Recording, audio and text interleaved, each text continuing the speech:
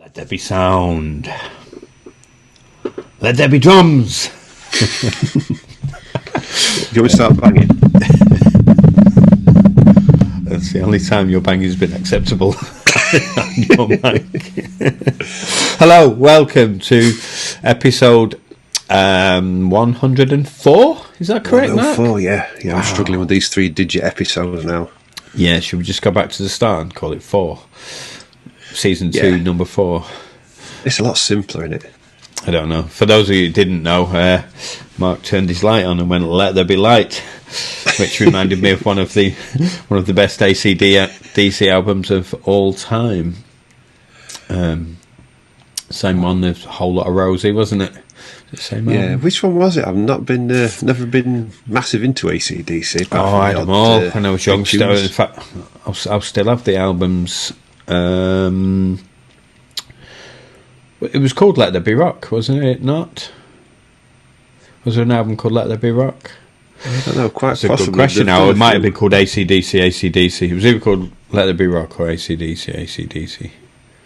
It may well have been the first Answers album. in the comments below, please. Of course. Really should have researched that. But let there be light. Let there be sound. Let there be drums. Okay, back to the fishing. Just before Mark said that, I was telling him how I've not seen anybody for weeks, apart from my missus, who's in the bubble, and my mate Dave came round.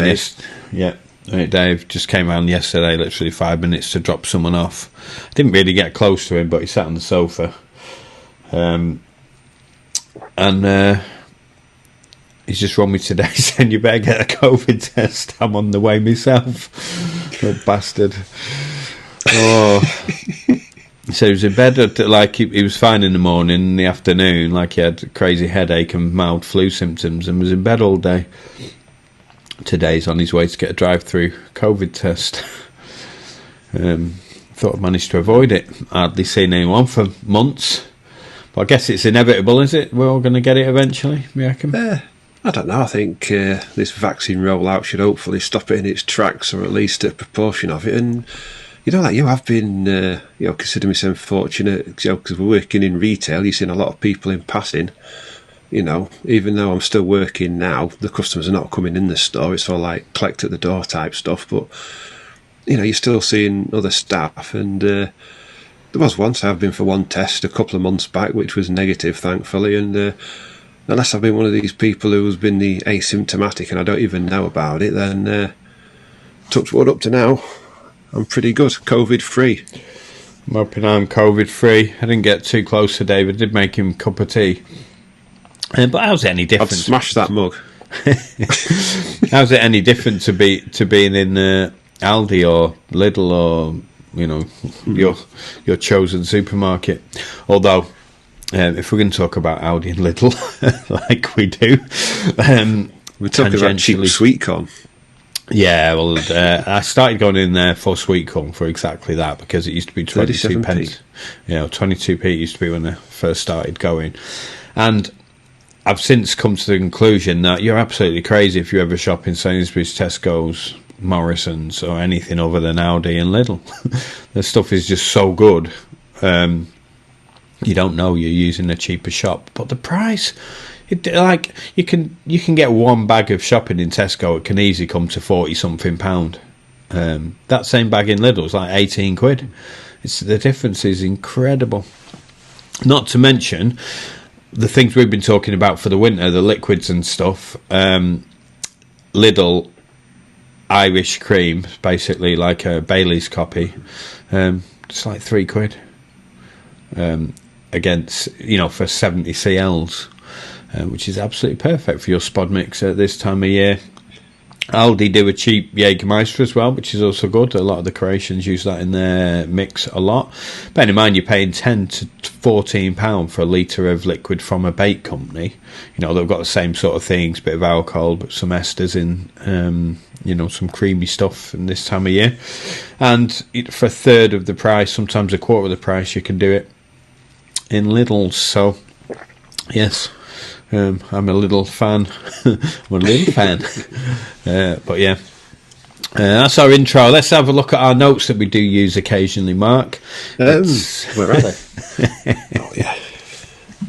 No, I've got some here. You've tricked me this time. You sent it on Apple Pages. Fortunately, we both have Macs. But yeah, just a bit of housework at the start. Please, will you like, subscribe, leave a review on the podcast app if you would like. That will greatly help us. Please subscribe on YouTube. We're trying to build up a YouTube following. Seems to be a consistent sort of 1,200, 1,300 for every video on YouTube, which is pretty low compared to YouTube figures. Although you saw the post we made earlier in the week, Mark. We've in the all-time Apple charts for hobbies, we are number 6, just behind Corda and just in front of Nash, and none of us can beat them pesky gardeners in number 1. And have you seen this, the sewing firm in there as well? Somebody else that uses bobbins as well as us.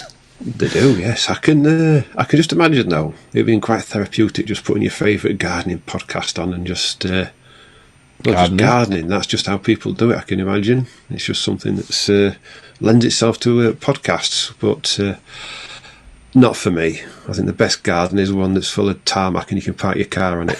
Yeah, that's exactly the same as mine. The front's I hate even cutting the grass. Yeah, the front's concreted, the back's stoned, and it annoys me. I get a gardener in just to squirt the weed killer on. It's just so it don't come up between the stones. Although I think he sacked me last year.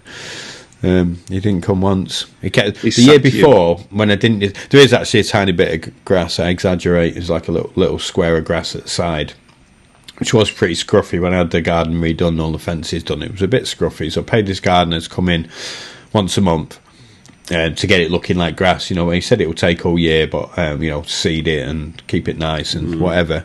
So I was living in Slovenia when he was doing that. I was getting the bill in for like 45 quid a month or something, as he was just coming round and tidying up and that and squirting weed killer on the rest of it. He came every bastard month while I was living abroad. Then I moved back here, back end of last summer, because of the COVID thing and everything, sort of end of August, first week in September. He hasn't been since. I've got a big scruffy garden, big scruffy grass bit. I'd paid him for a year and a half to get that right, and now I'd actually wanted to use it myself. He's not been. So if you're a gardener in Blackpool, please get in touch.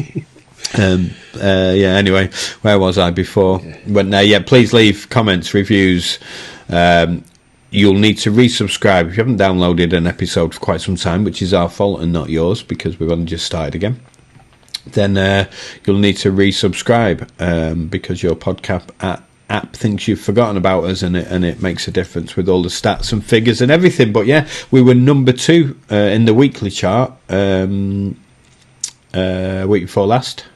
Really? Yeah, number 2. We're currently number 9 as of yesterday in like the weekly one. Obviously it's getting towards the end of the week. We've not put a podcast out for nearly 7 days now, which is the reason for that. But yeah, overall number 6, which I was extremely pleased with, Mark. Where I said ahead of the sowers.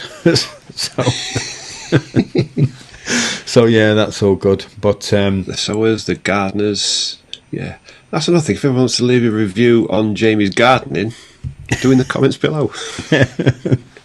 Yes. We've got Simon Crowe is today's guest. Had a nice long chat about Simon Crowe. Quite a lot of chat about the industry and stuff. So we like to vary it up, give you a bit of an insight to working and kind of the new methods of earning money. And we've got a way you can help us now, Mark. And money can't buy prize. Oh, yes. Do you know what that could be? I'll let you explain it, or you'll do it so much better. But yes. So people have been asking how they can support the Carp Cast now. Still not set the Patreon up because we've been working on this other thing, but you can now help us. People say they want to send us money and ask for PayPal addresses and all sorts, which we haven't done yet. We will do set up a Patreon and some sort of donation scheme if you're enjoying what we do and you want to help out in some way to maintain it. I seen Hippie Bob sent me some screenshots of people having a go that somebody called it the Cash Cast or something. I'm like, what? You got a clue? Just to keep the podcast online for the last 2 years when we haven't done a show, I worked out I paid somewhere close to £3,000, like just so that people can still have access to our content, because the second I stop paying the monthly bills and subscriptions, we lose all the back catalogue offline. That's how it works with Libsyn and the paid podcasting company. So I've paid for nearly 2 years without doing a show. I've just kept that going so that people have got access to it, so it leaves the door open for us to start again. We pay the other monthly cost, the website hosting. It's £20 a month soon add up, and I paid them for 2 years. So anybody who says we're doing this for money is clearly doesn't know what things cost and talking out their absolute arse. But yeah, so now it's how we can earn money. You can win a money can't buy prize, which is 48 hours fishing with Mark and I. We've initially said this will be on linear just because it's quite easy and even we can catch on there. Mark, I think could be the one. Those famous last words. Yeah, but we're working with the lads at Carp Circle. You're going to hear a lot about Carp Circle over the next few months. That they haven't launched their business yet. They're putting it all together, but they're doing it right and they're doing it well. So basically, they're going to be a one-stop shop, a media hub. They're one of their biggest strengths is they're the company that have bought 66% of two-thirds, 66% of my VIP Carp Holidays company. They offer fantastic trips all over Europe, but they concentrate on public lakes, so none of the commercials or private lakes. It's literally the like Ariana in Spain, like Lake Bled, all they got lakes up in the Alps in France, like real special places. You can see a lot of what they do if you follow Jamie Bellhouse. Follow Brother Carp on Instagram or Facebook. He does a lot of filming. He's got a series called Crossing Borders. He's got a new episode coming out very soon. Very high quality filming, and he's doing a lot of filming for Carp Circle. He's working with them as I am. So basically, if you're ever interested in public lake fishing across Europe, and they're offering up some prizes. Again, money can't buy prizes. They're going I don't even know if I'm allowed to say this. Everybody wants to be a sponsored angler, right, Mark? We know that, don't we? Almost everybody, apart from those of us who've done it. Yeah, exactly. Yeah, me and you. And they're going to be offering a prize where you can win a year's sponsored angling. You'll be on the road touring for a year with somebody else paying for it, making films all over Europe, all over the world, quite possibly, which is just an incredible offer. Imagine that. You can just give up work for a year and go fishing with somebody else paying for it in some of the most beautiful places in the world. So they're putting that price together. That's going to be one of their launch things. But for now, as they're working with us, you can win a Nash Titan T1 bivvy, a session bait package for your entire session. So the bait will be supplied by Nash. And you and me, Mark, we will be fishing, offering advice, beers, and general social type endeavours.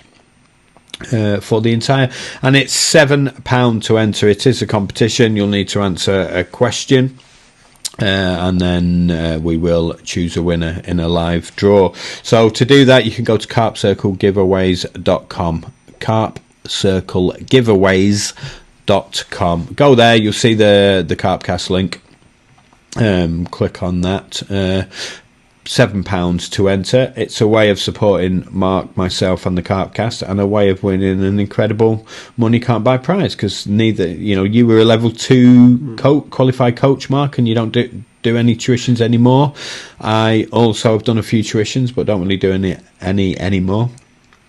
So yeah, you can really help us out by doing that. And there will be more prizes also on next week's show. We're going to get 4 of these competitions running simultaneously over the next few weeks to help promote Carp Circle, help them launch, and hopefully get a few pennies coming our way to pay some of these costs for the Carp Cast. But yeah, carpcirclegiveaways.com if you can go over there, have a look. That will help us out. Lovely. On the net, Mark, have you seen anything? Just 1 or 2 things. There's still not massive amounts happening, but usually I wouldn't put anything in the planner about any fish deaths or anything. But I thought I'd plop this one in. It's the old wood carving from Horton. Probably over 50 years old. I believe it's one of the Longfield originals. Yeah, I saw that one. Some fantastic pictures of it. We know a few fish called the wood carving over the years. Some lakes we fish, Mark. But back up the carving common. Yeah, I always think of a common. When somebody says a wood carving, I don't know why. I don't know if it's because commons are kind of wood coloured, but Horton's one's a mirror, isn't it? It was, yes, a proper big plated linear. It was a scaly banger before there were scaly bangers. It's the original, the OG. OGSP. Yeah, exactly. Yeah, they love phonetics. That's a sad one. Do you remember in the old RMC forum days and stuff that whenever a big fish died, you got literally pages and pages of RIP, sadly missed, and all that. I always thought it was a bit weird, like getting. Yeah, you can get emotionally attached to a fish, and I know that. Probably the twin for you. If you remember, you were certainly emotionally attached to that one, weren't you? Yeah, I was. I don't know if it's emotional attachment. Obsessed for a short time, of a couple of years. Although just incidentally, I'll slip this in now you mentioned that. I've, a while back, I got a random out of the blue message from Joe at Carpology asking me to do an article for him about the time on Elstow. So, yeah, I've got a bit carried away, like nearly 5,000 words. So I'm going back and tidying it up and trimming it a bit. But yeah, I should be getting that done and sent off, and hopefully that should appear soon. Interesting. Normally asks me for that sort of stuff, Joe. Although I probably said no far too many times for me to ask him again. No, I did always help Carpology out if I can. It's normally little short pieces he wants off me. I can't remember the last time he asked for an article. It's a while ago, but it's normally comments. Comments about things. But yeah, what a great time that was. Paul Harris again, which is on the net, is still been posting in the Old School Carp group on Facebook, which is if you're into the history of fish. Paul Harris, who's friend, we met him on Elstow and he's been a guest of the Carp Cast. He's got a book out, and he does write very well, doesn't he? I think it's enjoyable reading his stuff. Yeah, definitely is. I think he's just a gifted writer, and he also catches quite a few fish. He's been writing a lot about his time in Oxford. Did one post about the Elstow. How he can just contract all the Elstow experience into one post on Facebook is beyond me. But he did. Good pictures as well. He's been talking about his time on is it Hyde Lane? Some lovely old looking chunks on there, and it's all in his book as well. A lifetime of dreams and memories, or something like that. Yeah, worth picking up. Strongly recommend it, and you can get a good portion of the book just by reading the Old School Carp thing. And Paul is from Oxford, and he's just announced he's going to be doing another book about the history of the Oxford fish, which, again, we won't go into it all here, but it is pretty interesting if you're into fish and how they ended up in the lakes that they do. The spoiler alert for the thread, Elstow, Horseshoe Lake, the one that the Carp Society on now, but used to be owned by ARC Leisure, who were, for those that don't remember ARC, they were one of the first gravel companies to kind of open fishing lakes and then stop being a gravel company anymore. So they sold at least the lakes off, as most of the others have now, RMC being the main one, which was ready mixed concrete. ARC was... Remember what that stood for? It's obviously Ready Concrete again. Oh no, Amy Roadstone Corporation, that's right. ARC. But basically a lot of our lakes around the country, especially the ones that are always by motorways, this is more for the younger anglers that may not know the full history, but the vast majority of our lakes come from gravel pits being dug to build roads. So that's why you've always got tons of lakes by the sides of A roads, the A1, the M1, the M25, all of them, because they were used for the aggregate inside. Part of the laws that I'm going to do a history of gravel pits now. That wasn't in the planner. No, it wasn't. Is anything ever in the planner? So part of the laws that govern the digging of pits and stuff for the aggregate is that they have to do what's called a putback. And then generally somebody like an independent body oversees the putback, so it has to be beneficial for the rest of us. The farmer or whoever owns the land can make a load of money selling it to the aggregate company make a load of money selling the gravel to the road diggers, and then the idea is that it gets put back for nature, so they end up being nature reserves, bird watching places, leisure facilities, parks, whatever. It's usually in the planning permission for when they first get it, and then there's a company oversee the putback, and a lot of them ended up as fishing lakes. There's many a gravel pit that were still working. They're still excavating. When I first went to look at Harefield, they were still dredging at one end. It's a very famous gravel pit in the Colne Valley. A few younger ones, Rockford for a long time, which is now full of 50s. Darrell's kind of did a big stint on there and had all the big ones, didn't he, years ago? That was still being worked up until very recently. And then what's happened in there is when the work finishes, the water goes clear, because obviously it's all churned up with the dust and aggregate and stuff off the bottom. They end up being quite cloudy while they're still being dredged and worked, and they go clear, they get weedy, fish go really dark and then really big, because lots of food and stuff turned up. That does seem to be quite common. But yeah, if you live anywhere around the Colne Valley, and most of those lakes were gravel pits, and ARC, Amy Roadstone, they owned Horseshoe and the lakes around there. I used to fish it long before the Carp Society had it, before they did their 10-year pledge deal, whatever it was. And it was stuffed full of leanies, like really, really, really nice scalies, linears, fully scaled. They're all original Donald Leany fish, and there were thousands of them, thousands and thousands, and the lake across the road. And then a couple of the when Amy Roadstone leased them all off, I don't even know if they're in existence anymore, if they got bought out by somebody, I'm not sure. But when they leased the lakes off, Carp Society obviously bought Horseshoe. They raised the money for a year, so they sold, because every year on Horseshoe, I remember it vividly, like somebody different took the lease on. It was like it was a bit of a problem lake for them. They used to have their own guy living on there for a while, and I forget the chap's name, because the chap that I knew is not the guy that Paul Harris talks about in a load of those threads.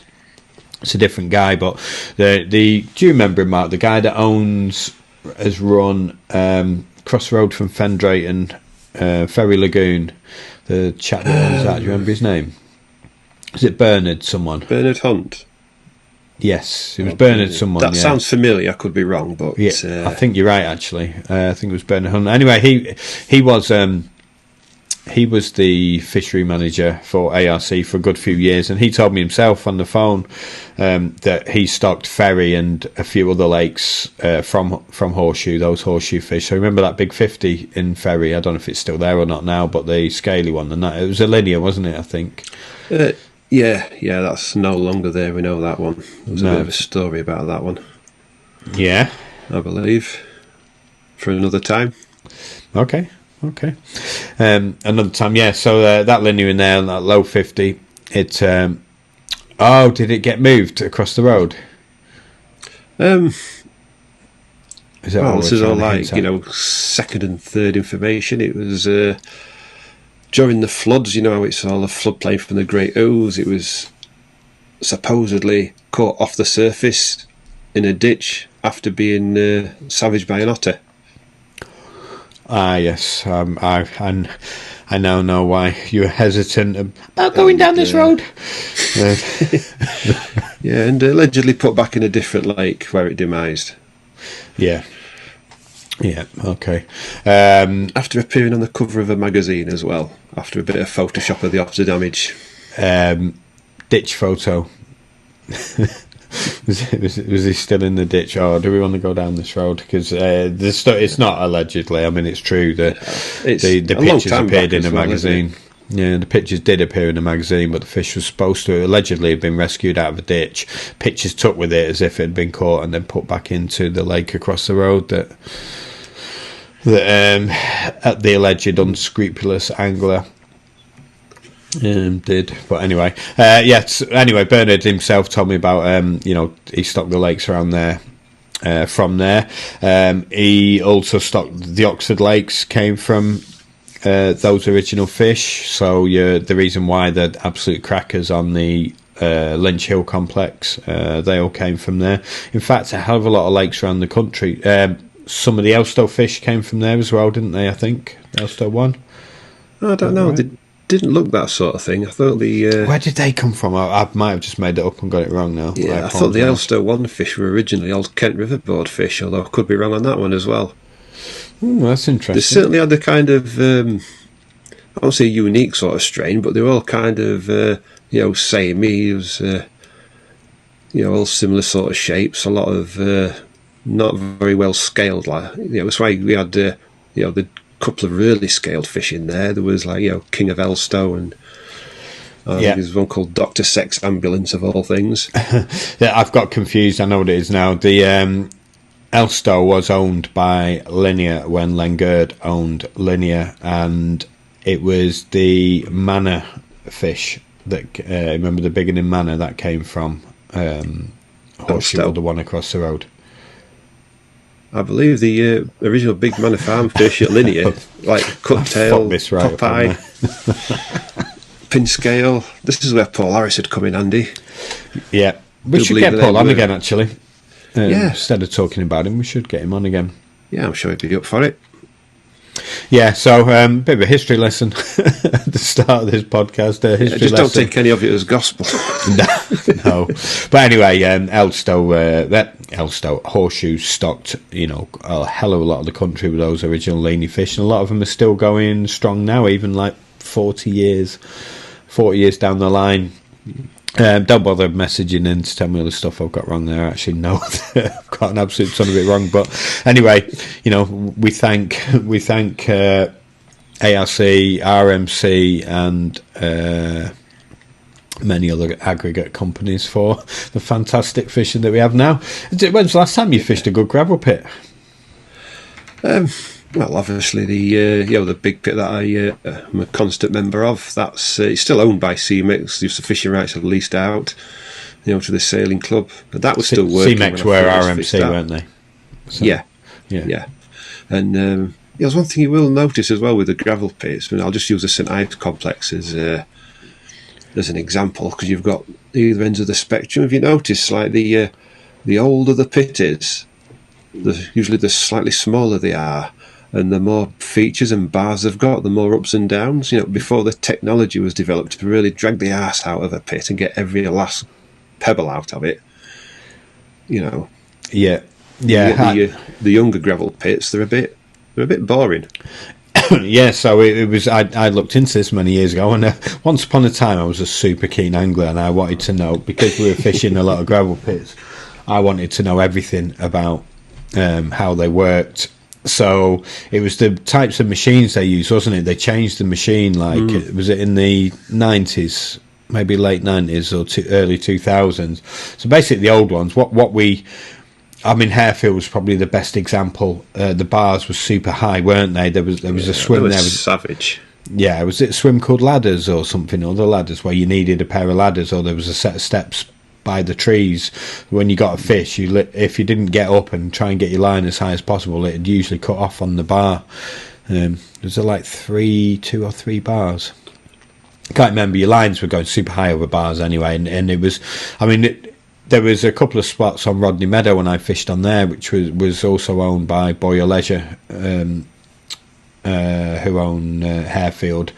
There was a bar in there that you fished over, and quite often you'd get a screaming take, and before you'd even pick the rod up, it had cut off just on the run, and that was not unusual on a lot of these lakes. So they tend to be a lot of really high bars, which are the gravel stacked up, and then, you know, gullies in between them, like really deep gullies. And they developed, but obviously there's a lot of aggregate left behind when they were doing that, such as the bars and everything. And then I think either the machines changed or the method changed, and basically it meant they could get most of the gravel out, but it left the lakes pretty flat, weren't they? There was like literally featureless at the end of it. So finding out when your lake was dug used to be a bit of an advantage. Yeah. Well, just think of St Ives Lagoon. You had like kind of three sections. You had the new lake, the old lake, and the middle section. Yeah. Well, ignore the middle section for this, but you go in the old lake, you had 3 or 4 quite pronounced bars that run across it. You go up to the new lake at the top end where the bream swim is, and all that, and the beach and that, and it was deeper. And apart from like an old road, it was, I think it only came up about a foot or 2 off the bottom anyway.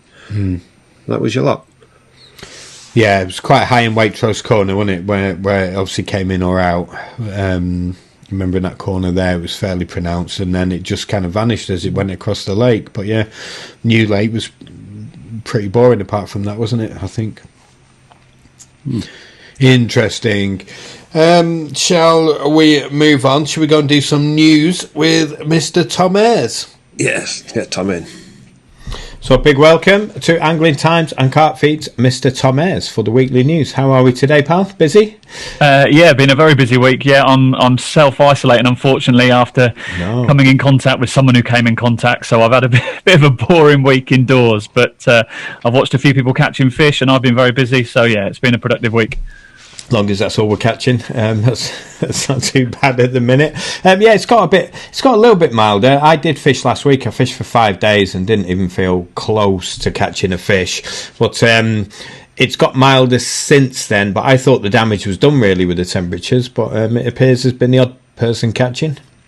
Yeah, maybe it's the fish going on the munch, or anglers feeling a bit more comfortable. I suppose it's could be one or two things. But yeah, we've seen temperature rise, especially where I am down in the Thames Valley. Definitely, it's been pretty mild this week. It's been wet, but it's been mild, and I've had a couple of 40s that have come across my radar, and just seems a few more people are nipping out this week. Just the general opinion. Ian Russell, I know, has been doing what Ian Russell does on the RK Leisure Horton Boat Pool. I know he had a 42.8, one of the VS stockies that's done well in there. I think he's done a lot of day sessions, and he picked one off. I did give him a call yesterday to try and get all the details, and accidentally left a voicemail on Neil Rivers' voicemail. Russell and Rivers were next to each other in my contacts book. So Neil Rivers, who's fished for England and is a match fishing carp expert, if he's listening and wondering why he had a voicemail from me directed at Ian Russell, then I apologise. But yeah, maybe I'll speak to Ian and get all the full lowdown on that capture soon. Had another one from a consistent catcher called Luke Edwards in the West Midlands, who had an Avenue 40 on a day session. I know that Luke's involved in a particle baits company up there, and he said he'd been making particles for 12 months, and his actual desire to go fishing had sort of dimmed a bit, but he got back on the horse and was instantly rewarded with a 40 from the Avenue. And yeah, just my social media feed seemed to be a bit more full of anglers out there catching. I remember talking to Simon Scott about winter fishing, and as you said, by February the lake's pretty cold. It's about as cold as the water's ever going to get. And one of the properties of water, of course, is it holds temperature fairly well, but it also doesn't warm up too quickly. And I remember asking Simon, who's the oracle on all these things, how much a few degrees temperature rise really makes. Is it going to make much of a difference to carp? And he was very positive with his response. He said, even a fraction of a degree, the carp will notice it. We might live in fairly temperature consistent houses all the time, and we don't really notice temperature. But even a a tenth of a degree, the carp will notice it. So it's always worth sort of acting on those mild spells, even in February at the back end of winter. So it seems a few anglers have taken advantage of it. I've seen, just had a look, it's very mild now. We're recording this Thursday evening for the Carp Cast to come out Friday, and it seems to be mild up until Saturday. Sunday, the daytime temperature, we've got some strong northerly winds coming in. The daytime temperature is showing feels like -5 at 1 o'clock in the afternoon. But sometimes when it gets super cold after a little mild spell, quite often that's when the bite comes, if you're fishing a lake. So I don't know. I had a phone call from someone today saying, do I fancy fishing next week? And I looked at the weather, I was like, I don't know. It's like -5 daytime temperature. That feels like it's not pleasant, is it? No, it's not. As I said, these rising temperatures doesn't necessarily bring the carp to feed on any stronger. It might just be there's more anglers out on the bank who feel a bit more comfortable out there. So, it's probably a combination of those two factors that have seen a few more catch reports drop into my inbox this week. Okay, and you teased me with a story. We can't blow the full story because it's an Angling Times exclusive, but can you give us something to think about? Yeah, it's a good story, this, or a good news story. And yeah, with my corporate hat on, Angling Times will come out next Tuesday. So only a couple of days to wait, depending on when you're listening to this podcast. But angling is going to be prescribed on the NHS. I mean, that's the headline figure I can sort of give you, which I think is a real endorsement of where angling is at the moment. I think probably over the last 12 months, angling's public image has never been higher, or certainly not for a few years. And now, as part of something which sounds a bit wanky, it's called green space therapy or blue space prescribing. It's sort of the benefits of being close to nature, being close to water. Mark might tell you with his ice miles and things like that how good that can be for your soul. But there's a trial going on in a certain corner of England, and it's going to last for 3 years, and it might well expand nationally. So this will be the chance to for relatively mild mental health conditions such as depression, that GPs can literally say to people, fishing could be a way out of it, and there are angling clubs involved. There's funding all sorted, so the barriers that normally stop people entering fishing, such as kit and venues, those seem to have been sorted as well. So it's a real positive one. I can't give you the full story right now, but it will be in Angling Times on Tuesday, and it will go up online after that. So I think there might be, might create a bit of a stir, and might be something to sort of reinvigorate that conversation about fishing and mental health, which seem quite closely linked. And fantastic news is, if you ever get caught taking a sick day and then get spotted on the fishing lake, now you can say, listen, it's prescription, it's been prescribed. What better way to recover from my illness than go fishing? So yeah, I could have done with that a lot in the past, I think. It's the perfect sick note, isn't it, really? Yeah, if you get a doctor to write you that you're going fishing, then that can get you out of all sorts of stuff. Yeah, fantastic. So news is pretty thin on the ground. Obviously, we're doing this every week currently, and there isn't a lot going on. There's plenty of blanking. Nice to see Ian Russell. I've seen a couple of young teenagers, or a young teenager. Is that a Park Lake fish? I know you've. Yeah, we've had a few reports on Carp Feed that I've put up over the last week. Yeah, we've had a teenager, a 16-year-old lad got in touch with us, had a good session on an Essex Park Lake, which he tells me is pretty tricky even in summer, but he's had a bumper session. That was just before the lockdown, but quite a colourful koi on there. And then we've had another young lad as well who lives on site at Firsbury down in Devon, which was a popular day ticket site. I think for this year it's now going booking only, as well as a syndicate in operation there. But he was tasked during this lockdown while the fishery's closed with keeping the fish fed, and as any good angler would do, he couldn't resist sticking his rods out, and within a couple of hours he had one of the A team, a fish called Black Spot at 42.8 I think it was. So yeah, a bit of opportunist angling, and if anyone is a bailiff or is living on site at a water, I'm sure they'd do exactly the same at the moment. Fantastic. So while fish captures are fairly thin on the ground, if you have anything, then get in touch with Tom or ourselves at Carpcast on the Carpcast page or carpfeed.com, or do you have an actual catch report section in Carpfeed? Or?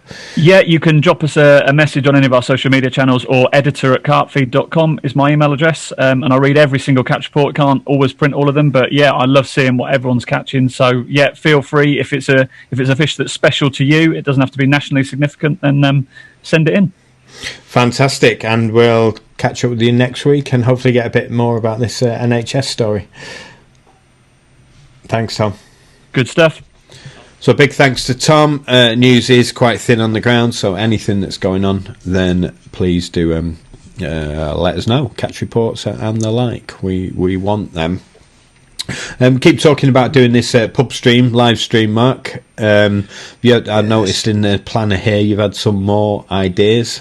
Yeah, there's one or two more pub name ideas filtering through. I've only put 3 down here, but I think the good ones, we've got Finn Brewing, the Swinger Arms. I do like that one. Yeah, it's a good one. But you could just add it to the Swinger's Arms and it takes on a whole different meaning. Next. And you've got... it looks like your kind of place, that. Is this something you're into? I mean, always keep your pubs open. It'd be nice for any pub to be open at the minute. Yeah, it would be nice. But yeah, we've got Peter Gurney. He's a couple of suggestions. He's put the hair stop or the butt rest. Well, I mean, the butt rest next door to the Swingers Arms. Yeah. Are these on Canal Street?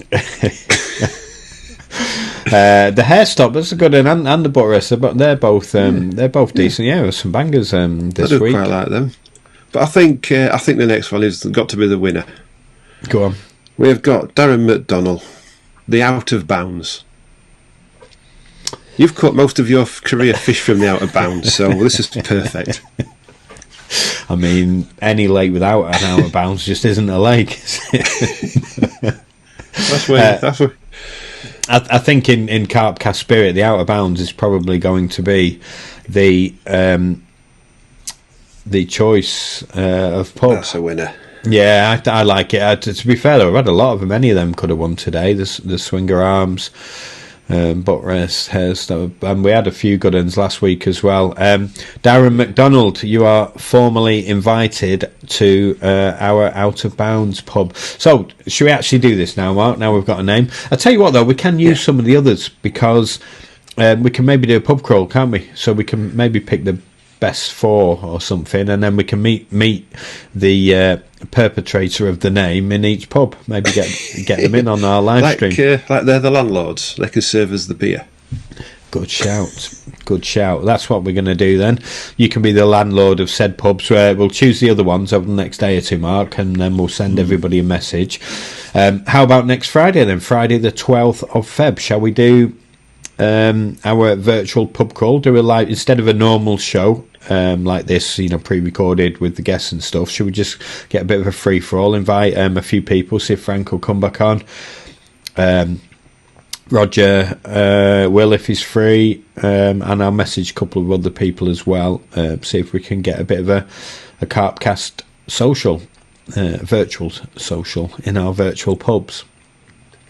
The Out of Bounds could be at the start of the end, but yeah, if I think if we've chosen you from any of the, or if we've chosen the name that you've sent in, then you can be the official virtual landlord of that pub. Friday the 12th, if you are free, we'll send you all a message, and we'll do a live stream. The last one lasted 7 hours, and Frank and I got extremely drunk. So yeah, we'll do that next week. You up for that, Mark? Next Friday? Oh, I'm definitely up for that. I'm looking forward to that. I kind of had other things on when we did the 100. I wasn't really there for most of it, so I'm looking forward to this. Excellent. We'll have a few beers, bit of a chat, even if it's just me and you. You can get your Iron Maiden Trooper beers out. I remember they're long gone, but I have got my Viking drinking horn. I get the horn on. Okay, Mark with the horn. Yep, fantastic. Next Friday the 12th, let's do a live stream. We will put it out on the channels afterwards, but if you can get involved live, which means you can ask questions live, it's all in real time. So if you want to get stuck in, as Mark, myself, or any of the guests, anything as we go, then we will. I know Rich, we maybe get Rich to do a virtual fired up barbecue in there. Richard Tumility. See if he'll come on. Smell-o-vision, that's the best thing about his barbecues. They just... I'm salivating just even thinking about it. Yeah, we should get him down when we do the Carp Circle giveaways.com prize. Maybe we'll get Rich to come down to Linear, wherever we go then. And we'll almost certainly do have quite a few messages about Carp Cast socials again, Mark. So obviously it's very hard to book one now without knowing where... or when we're going to be allowed to take a group of people to a lake, but I'm hoping that, maybe April we can do that, and if so, maybe we'll have a look. You don't mention it now, but you mentioned to me before the show another complex in our part of the world, or more your part of the world, but another complex that may be opening up for private booking. So if we can't get onto Linear or whatever because it's already booked, then maybe we'll even look at that. I think there's a few options. There's a few lakes that'll do bookings. So, as soon as we know anything definite, which, as we know, all depends on this damn virus, we'll let you know. Yep, the damn virus that I might have. Yeah, keep it over there. Yeah, not good. Not good. New season, new tackle. Yeah, I've been having a bit of a... what I haven't mentioned is... I actually spent a couple £100 at work yesterday and treated myself to a few bits and bobs. What did you get? I got 3 new rods. Really? For £200? They were on sale. So I thought it'd be rude not to. Now I've got my main rods, which the air curves. I've had them for a good few years. They're 13-foot 3.5. They're staying where they are. But I've always wanted something a little bit, just 12-foot 3 pounds. When you go on smaller waters, your 13-foot pokers are a bit overkill. You just want to enjoy the play of the fish a little bit more, which you will do with these rods. And I say they're a dye of power mesh, 12-foot 3 pound, and they're lovely rods. I'm looking forward to getting them kitted out and using them. Are they the ones with like the crisscross design on them? They used to like the weave, like the old... Yeah, when the power mesh was first released, I'm talking probably best part of 25 years back when the power mesh range was out first. They were that sort of thing. These, not as much, but, they're kind of just what I like in a cart rod, just like a nice Duplon handle, a nice slim reel seat, understated graphics. You've got a 50mm butt ring. You've got your top 3 guides of single legs. A nice tip. I'm surprised. It's what I've thought about doing for quite a while now. Is obviously you've got your chucking rods for the big lakes, like your 13-footers.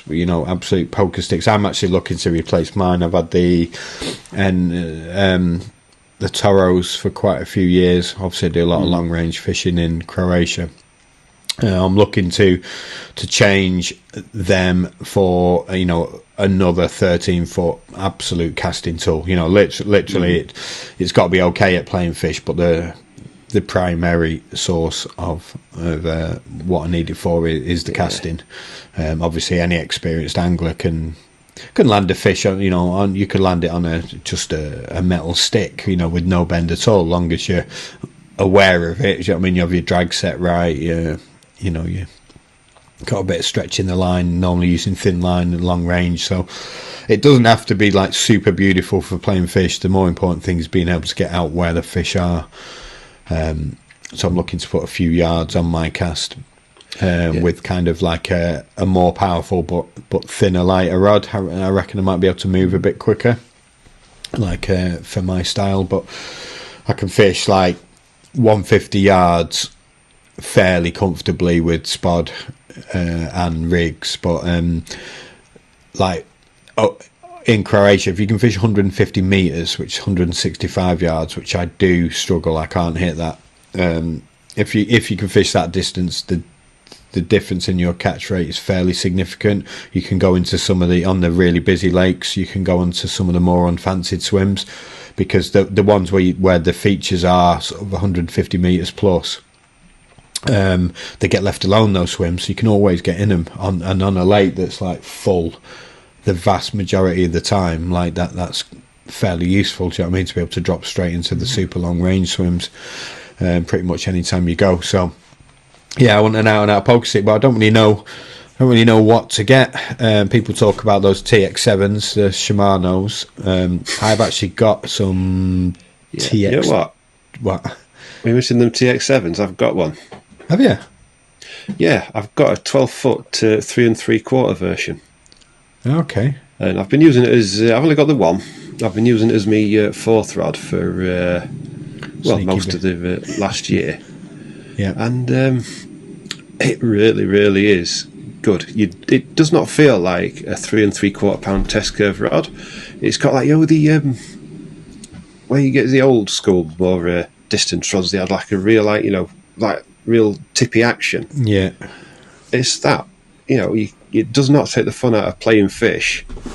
But I can cast as far with that rod at 12 foot as I can with me 13-foot air curves.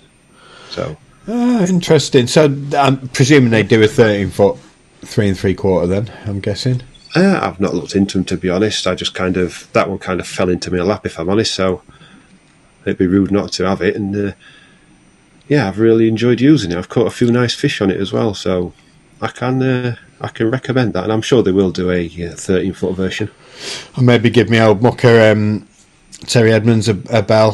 He uses Shimano currently, doesn't he? For all his casting demos and stuff. I know he raves about the TX2s all the time as one of the best low budget rods ever been made. Yeah. And Roger's the same, Roger Bacon fishes Granville, a lot of long range fishing.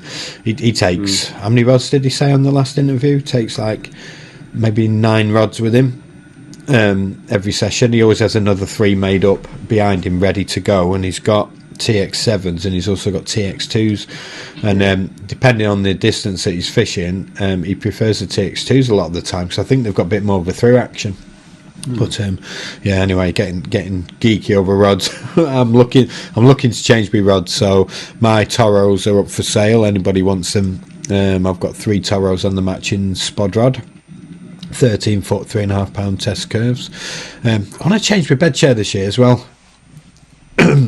It's been a long time since I've had a new bed chair. I'm in the same boat with the bed chairs. Mine's a bit I'll be honest, I've replaced the legs on it twice after the metal has snapped. What bed chair is that? What do you use? It's a bed chair from a previous sponsor. Oh, right, okay. Which is why that's why I still got it, and which is why I've got extra legs for it, because it's the third one I've had. Right, okay. And because of the way it's built, I think it's just either they've gone for the lightweight over the strength, and it gives. So I've got one more set of legs to swap over when another one gives, and then it's a new bed chair time. I think I mentioned it before on the Carp Cast when I fished Croatia. I fished all November, December up till New Year. Fished about 6 weeks, and it was below freezing for the vast majority of the time, day and night. It's quite a dry cold over there. It's not like ours, damp and horrible. It was actually quite pleasant. But I think for over a week it didn't get above -5. What I found was I used like a wide boy, the big one with all the legs, 4-legger or whatever it is, which is super, super comfortable and warm. Can't fault it for that. But what I found is in the winter, and it's happened again this year as well, is you can't remove the ground sheet on it. And what happens, it's just physics, but I think they should have been aware of it when they made it. But there's a layer of condensation builds up between the mattress and the base of the bed. I've tried counteracting it. I have a heater in my bivvy.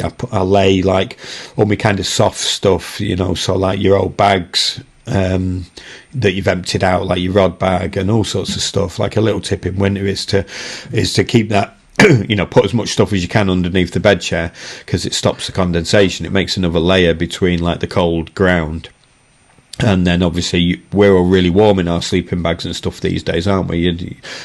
The carp gear now is so good that you just don't get cold in winter, do you? Like it's very hard to get cold with the equipment that's available nowadays, even in sub-zero temperatures, which we've had quite a lot of this winter. But the fact that you can't remove the ground sheet, even with me putting layers underneath the bed chair, that there must be a layer of water that builds up. Then when you fold the bed chair up or whatever, it gathers in the creases on the bed chair. So you fold it in 3, don't you? So you've got 2 creases, one down sort of under your kneecaps and one kind of in the middle of your back. So what happens there is it gets wet. Now in the winter that wet freezes, and if you're below freezing, it freezes every day. So you get in your bed at night and it's like a block of ice actually in your bed. Like I've had a block of ice kind of a foot square, like a foot square on the crease in the bed chair where your knees go, and it's frozen solid. And that's like worst case scenario. And then you're kind of getting in it, where else you're going to sleep? Like you kind of have to get in it and sleep. So I've slept with waders on and all sorts in it, but it just seems like an oversight in the design. And I don't know if the newer ones are still like that. I mean, this is definitely 2 to 3 years old, this bed chair, so I don't know if they've been made aware of that problem. I have mentioned it the other winter when this happened, but because I'd have another Nash one, definitely, if they've made if they've resolved that, it'd either need holes underneath, like draining holes, or it'd need a removable mattress so that you can actually kind of air it out. But what I found was, even putting hot water bottles on it, there was no way of drying it out. Like it was in those temperatures while you're fishing. If you got it in the house and put it by the radiator for 3 or 4 days, then you'd probably get it dried out, but it was just soaking into the mattress and keeping like that. So you'd never notice it if you didn't fish in really cold temperatures. You'd probably never ever have that problem, but I do, and I did. I like fishing in the winters. The lakes are quiet and whatever. It's loads better. So new bed chair, new rods. Wouldn't mind a new bivvy, but I do like. I've actually got a 2-man Titan, which I quite like. Can never fault a Titan. No, just going to replace. I might replace it in the capsule if I can. I know they're out of stock of some of them at the minute. But, I'm in the same sort of thing. I've got my bivvy I'm quite happy with. I've got overwrap that I very rarely use, to be honest. That's about 3 years old. That's going strong. But the other thing is I use like a brolly system. That needs replacing. I've still got the old Nash Ground Dog full system. I'll tell you what, if I could get a brand new one of them right now, I would. Do you know what? An absolutely cracking piece of kit. But didn't they bring him back for a while? They were one of the best brolly bivvy type setups ever, I think. I don't know, it's got to be the best part of 10 years old. Yeah, and remember when they did that camo one, like the day glow camo pattern on them, but it didn't change the fact they were still excellent kind of bivvy brollies, because they'd like, it's great having a brolly to get it all open and stuff, and for quick to put up and everything, but I like a brolly where you can zip a complete front on as well. It's got a decent size, and they were the ones. That's what I like about it. You can zip the front off, replace it with a full front mozzie mesh, which is what I use most of the time in the summer. But there's another thing, I really want to have a look at these new Fox Frontier bivvies when they I believe they have landed in some shops already. Yeah, they looked alright on the pictures. I've not seen them in the flesh yet. No, I want to see one in the flesh. But there's 3 different sizes. I think the middle one will probably suit me, because being almost 6.5 foot, I like a bit of room. That, and also being over 45 years old now, I need that room. Yeah, I like the look of the Ridge Monkey stuff as well. The sort of more square things that they do based on the Oz tents. They're quite expensive, but they look good, and again, you can stand up in the front of them.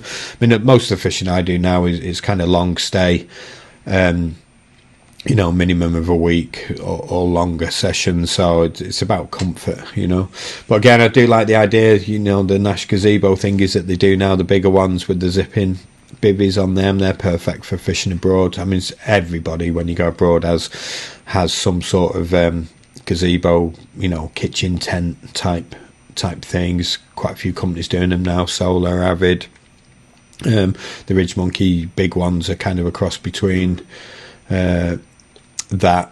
You know, fishing's comfortable. We can drive to most of the swims these days, can't we? So, I know a lot of lakes you can, yeah. So we're not going to talk about barras much then. Electric barra. That's on my wish list, definitely. I don't know if I'm going to buy one this year, but I've seen a couple of people with the Nash ones. Obviously the Carport one's been around for years, but it always put me off, you know, the big wheel with the clunky battery on them, and they always looked heavy, and I think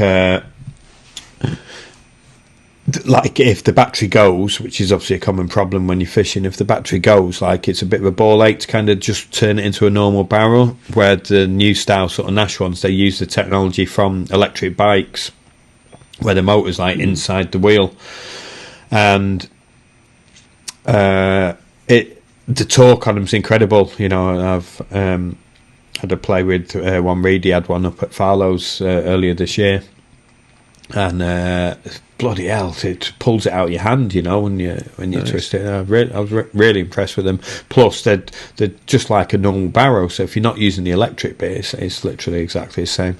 So yeah, that's on my wish list. And I think the other thing I want to change this year is my alarms. Just before you get off onto alarms, you're mentioning those that Nash barrow using the technology like electric bikes. Yeah. Where I work upstairs, we've got all the fishing on one side and the cycling on the other. They've got some of them electric bikes, and have you seen the new electric scooters that have been all around? I've seen that they're a bit of a problem around London. They're getting banned and stuff. Yeah, have you ever had a go on one? No, I haven't. No, I have. Though probably shouldn't say this, but I will anyway. I had a go in the shop, and it went like shit off a stick. I nearly went headfirst through the corner display.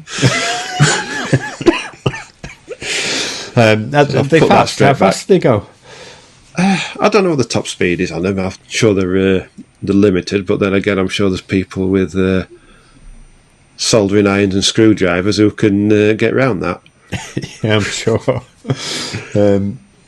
I'm sure. Yeah, that I have actually seen some that go really fast, but that's in newspaper articles, so you never know what to believe. But you know, like 60 mile an hour type things. That's dangerous. Yeah, exactly. But I do think they're actually illegal to use now on both road and pavement. I think you can only use them on private ground or something now, I think. I don't know. They want you to insure them because obviously that's the thing with technology. Things get more powerful, and generally the laws are slow to catch up, aren't they? With technology, we've seen it with the internet and computers and social media and everything. So, yeah, what alarms are you using at the minute? I think I should post a picture of my alarms in the old school page. I'm still using the old Fox MMXRs. You know, the little dinky ones you've had in the past as well. Yeah, I loved them. I had about 7 of them at one point. I gave them all away in the end. I think Jason had a load of them. Yeah, I've got 5, and they all work. The receiver works. And I'll be honest, unless a bargain drops in my lap, I see no reason to change. Yeah. I'm happy with them. I've had my Nash ones, which are bulletproof for years, but they haven't got the drop back tone on them, which is fairly crucial. It's one of them things that you can't live without once you've had it. You know, I've said this to Kevin and to various people in alarm discussions. If you need, without looking at your alarm, the purpose of an alarm is to tell you exactly what's happened to your bobbin without you looking. You know, that's why we've got an audible. An audible signal drop back differential. Yeah, so you need that drop back. You need to know if your alarm needs to be able to tell you if your bobbin's gone up an inch and back down an inch and settled to exactly the same spot. You know, any alarm that hasn't got that drop back differential on it, it can't tell you that. It's just going to be 2 beeps. You know, but we know if it goes up an inch and back down an inch to exactly the same spot, you don't need to get out for it. You know, it's something. You don't even have to pull the sleeping bag off of your head. Exactly, yeah. So you lay with your head under the covers, freezing cold in winter, or it's pissing down with rain. You don't have to put your boots on, get outside, and go check. Which that seems to me to be a basic function that an alarm needs to do. You know, if it goes up 3 bleeps and down 2 bleeps, Right, that's 5 bleeps on an alarm with no drop back separation. You have to get out and go and see that. And quite often it'll go up 3, down 2, and then, a couple of minutes later it might go down the further one to set up exactly back down to the spot, assuming there's no weed or something for your line to have caught on. Just an absolutely bog standard liner. If you haven't got an alarm that can tell you that, it's not doing its job. And I know it was difficult for some alarms to do that because Fox copyrighted up all the kind of drop back things, but many other alarm companies found a way around it. There are a few alarms that do that now. So yeah, I need a bulletproof alarm. I've been using some Fox RXs, but they're quite a few years old now, and they've got various different problems with them. One of them, you sat there and it will just start beeping and nothing will happen. Bobbin's not moving. You go out and stand by it and the bobbin's not moving, but they are over 10 years old, or close to 10, maybe a bit less than 10 years old. Fault them on that. No, and they don't like the cold. It's definitely in the cold they play up a bit. One of them scrolls through all the lights. You just look at it and it's like Blackpool Illuminations. just goes through every colour on its own and sits there, and then it won't actually work when you beep it, and then you wake up in the morning and it's working again. It's just randomly. But although actually one of my national alarms started doing something similar. I remember one of them played up last time I used them. When my Fox ones, I had 2 out of the 4 playing up really badly, so I put my old Nash ones back on, and it was last winter. And what did it do now? One of them started playing up anyway. I just thought, right, all my alarms, they're really old now. They're both nearly 10 years old. They've done a lot of hours on the bank, so I need to change. But I just don't know what to get. I've read about the new Fox ones, and apparently they can play up. They do seem to be a bit hit and miss. Like, the features on them are great when they work, but so I don't know. But it's like what is there? The people that love Delkims, but again, they seem fairly. I just don't like how they work. What they tell you. But what else is there? Like high end alarms. High ends, obviously you've got gone through the Nash, you've gone through the Fox. You've mentioned. I'm trying to think. Well, there's a few other like obscure ones. Small companies. Is it something like Edwards Customs or something like that? They do. That's things. Yeah. Actually, I can picture them. They look quite kind of old schooly, don't they? There's a big sort of GPO speaker on the front, haven't they? It looks like. Yeah. Just get on eBay to wait for some old MMXRs to pop up. You can't go wrong. Yeah, they got the drop back thing on them, haven't they? They have, yeah. It's a Fox thing, and the blue ones. I think other than where some mice has chewed the aerial on my receiver, they're perfect. Yeah, I don't know. Maybe I'll have a chat with somebody about the latest Fox ones and just see. I'll be honest. If I was in the market for Noah, it'd be. More than likely, top range Fox ones I'd be plumping for, but I've been using the Fox little ones for God knows how long. Confident in what Fox can do. Yeah, doing it for that long and that well. Well, I'm happy to test all equipment: alarms, bed chairs, racks,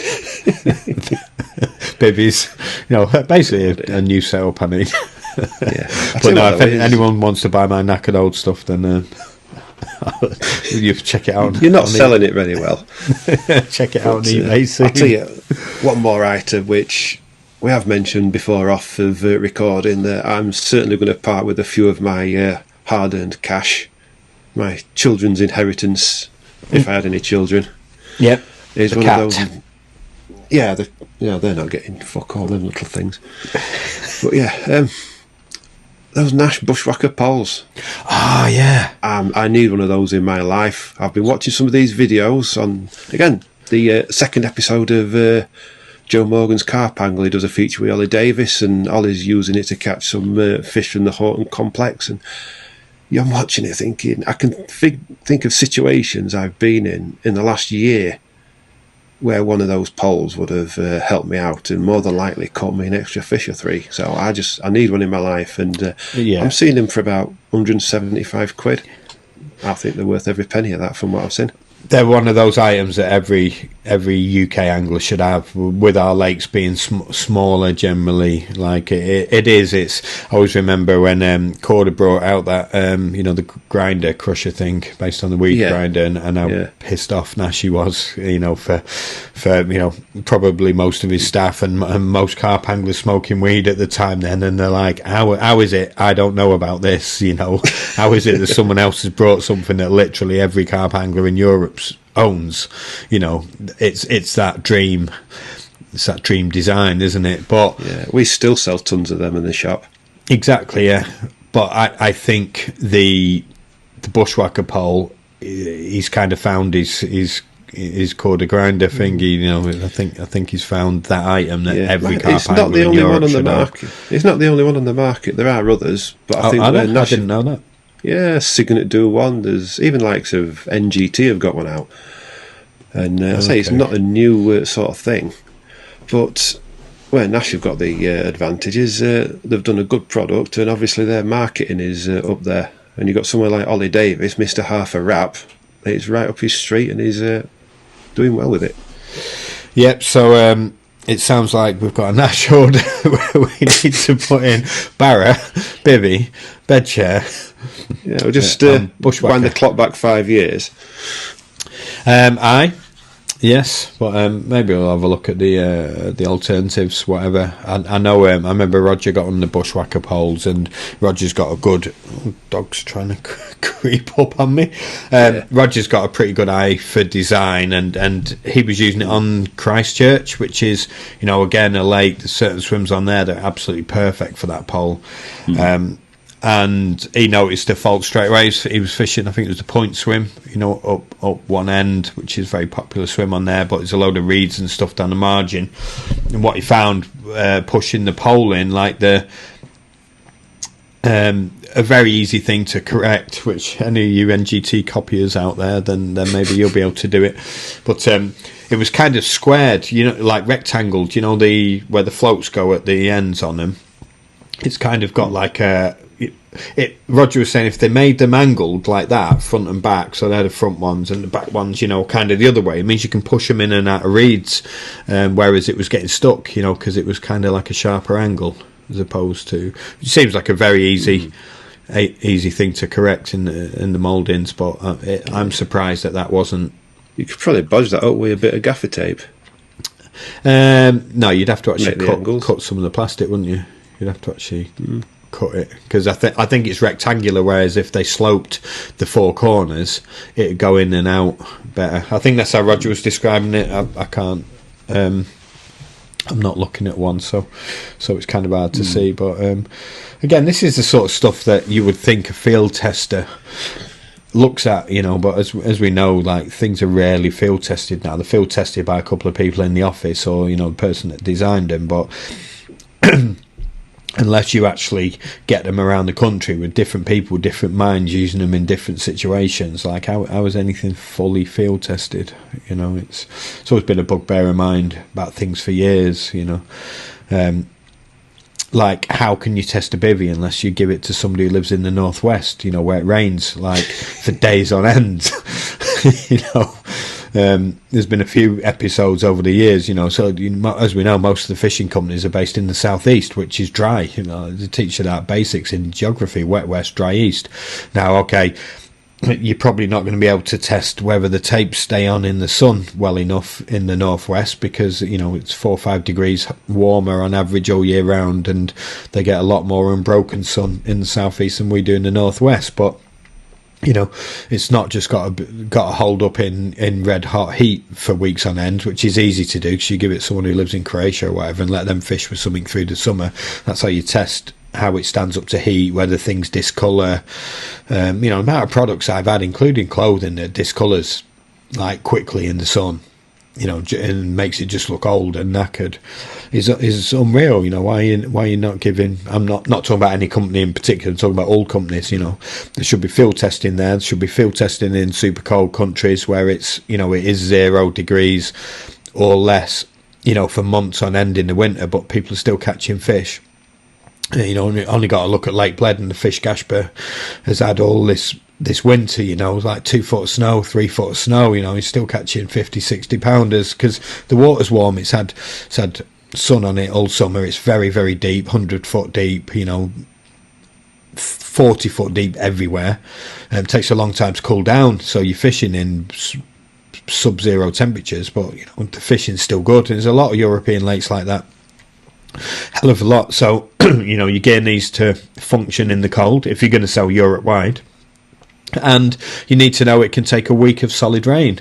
You know, it's all very well going, yeah, that's waterproof, I fished overnight and it rained, but you take a week of rain without it stopping, you know, and then see how good your waterproof clothes are, your bivvy is, and whatever. And you have to test all this stuff all the way around, and it seems to be, I understand how the industry works, you know, designing products, getting it tested, getting it manufactured, getting it out for the spring and stuff.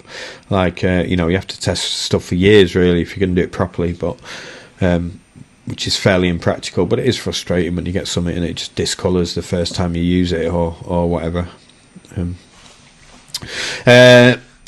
We talk a lot of industry stuff with today's guest, so hopefully the show isn't too boring and you've been able to glean some information for it, even if it is about tackle. But I think it's probably time to get Mr. Crow in. Feels like I'm in love. Just like the first time I met you.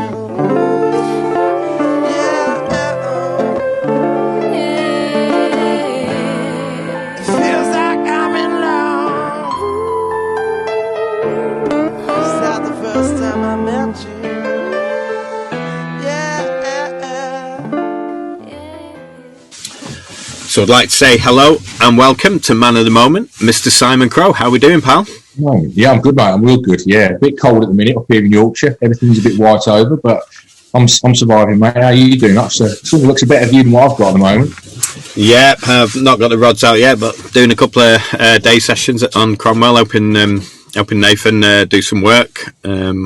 I did mention it on last week's show, but I was told off today. It's not public knowledge what he's doing yet, but because the contracts aren't signed. But yeah, I can't quite see it at the minute, mate. Have you got any snow on the ground over there or not? Do you know what? I had some meetings in London on before I came here anyway, whatever day that was. On the dog's just scratching to come in. Come on, pregnant dog. I had some meetings in London and the snow came. It was, what day did I come down here? Sunday morning. I left there to come here and it was an awful journey, thick snow all the way. And literally 2 miles outside Cromwell, it was just stopped. Yeah. It was just all green and I really couldn't believe it because it was like thick snow all the way. But no, it's not. There is a little bit forecast today or this afternoon or tomorrow, I think, but it's not frozen. I mean, since I've been here, I've not actually put a rod out yet. We've been doing a bit of work, but we've had -8 and -6 at night so far. Yeah. The lake's not frozen. I keep my eye on the weather app all the time to check what the weather's like. Some of the lakes that I fish and some of the places up and down the country, it's ridiculous. It was -10, I think, in Shropshire the other night, a couple of months ago.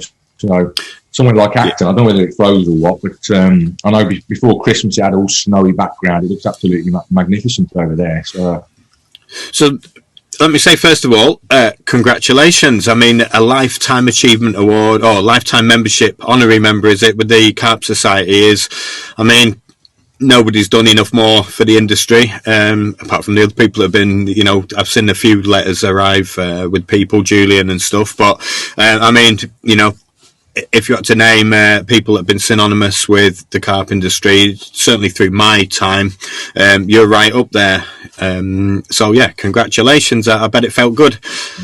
Mate, it was a proper out-of-the-blue moment, honestly. I'm not very emotional as a person. People call me a bit cold sometimes because my missus does anyway. So I got the letter and I just never expected it all because I'm not even a member of the society anymore. I know since it's changed hands and stuff, and Derek's got back involved and Tim Paisley's got back involved. I've done a lot of work for them since then, chapters for books, and I did the Carp radio podcast for them a few months back as well. So I've done a few bits and pieces, but over the years I have been involved with the Carp Society quite heavily. I was on a steering committee quite a few years ago as a regional organiser for a number of years in the Staffordshire and Wolverhampton sort of area with Rob back in the days. So I've done a lot of different things, but I think the reason they've been sending these life members out over the last few weeks is not just because of recognition of people that have done a bit for the society over the years. It's that in the future, what happened over the last few years is not going to happen again. Because if the life members are in place, then you've obviously got a little bit of a leverage about how the societies can go forwards. And if you've got the anglers in place who are passionate about carp fishing, who've done a lot for the society over the years, then it puts it in a better place altogether. The future of somewhere like Horseshoe Lake and all the other waters that they've got, it's really, really awful, really, what was happening a few years ago with the society. How 2 or 3 or a handful of people felt that they could profit from all of the work that everybody else had done to build the likes of Horseshoe Lake, etc. It's just ridiculous. Do those people exist? Well, of course they do, because they're locked up in prison. But to me, I can't think of how bad the position of the society was from a moral aspect, that it could get to that level where people were ultimately going to try and sell it and profit on the back of it. It's awful. So for people that don't know, what actually happened, it was a couple of years ago now, and did they because the life members get a vote, don't they, on things that happen? Is that right? Yeah. So I actually don't know just yet what the life membership entails, but I do know that obviously when there's any kind of decision making that's taking place, that they have to be informed about what's going on, and to brief people about what society's history was like. It was formed in the 80s. It then was a membership scheme where people paid 10 or 15 quid a year to join it. You got your little magazine, you got your little membership card. You could go to the shows that was organised by the Carp Society, get access, get cheaper admission, and obviously these conferences went on from there. And then they eventually bought Horseshoe Lake in the late 80s or early 90s, and that was done on a debenture scheme where you paid, I think it was about 200 quid for a lifetime membership or something like that, and that allowed you to fish Horseshoe Lake for the rest of your life. So it was bought by the members for the society. Put a long story short, some wrong people got involved in the society, ran the membership down, and were looking to try and look for loopholes in the system that allowed them to block membership so people couldn't join, and then eventually sell it and profit on the back of it, which is just an awful situation for it to be in. So, now hopefully the society, because it's got all of these new life members involved that are all passionate about carp fishing and know the origins of the society and why it was set up, that's now not going to happen. Has there been any repercussions from that? Has anybody been, charged with anything, or? No, because everything that they did was, from a legal point of view, as I believe it, to be legally correct. But from a moral point of view, as you know, it's a very fine line. And who would want to profit off the back of the society? Only people who didn't really quite understand what the society was like.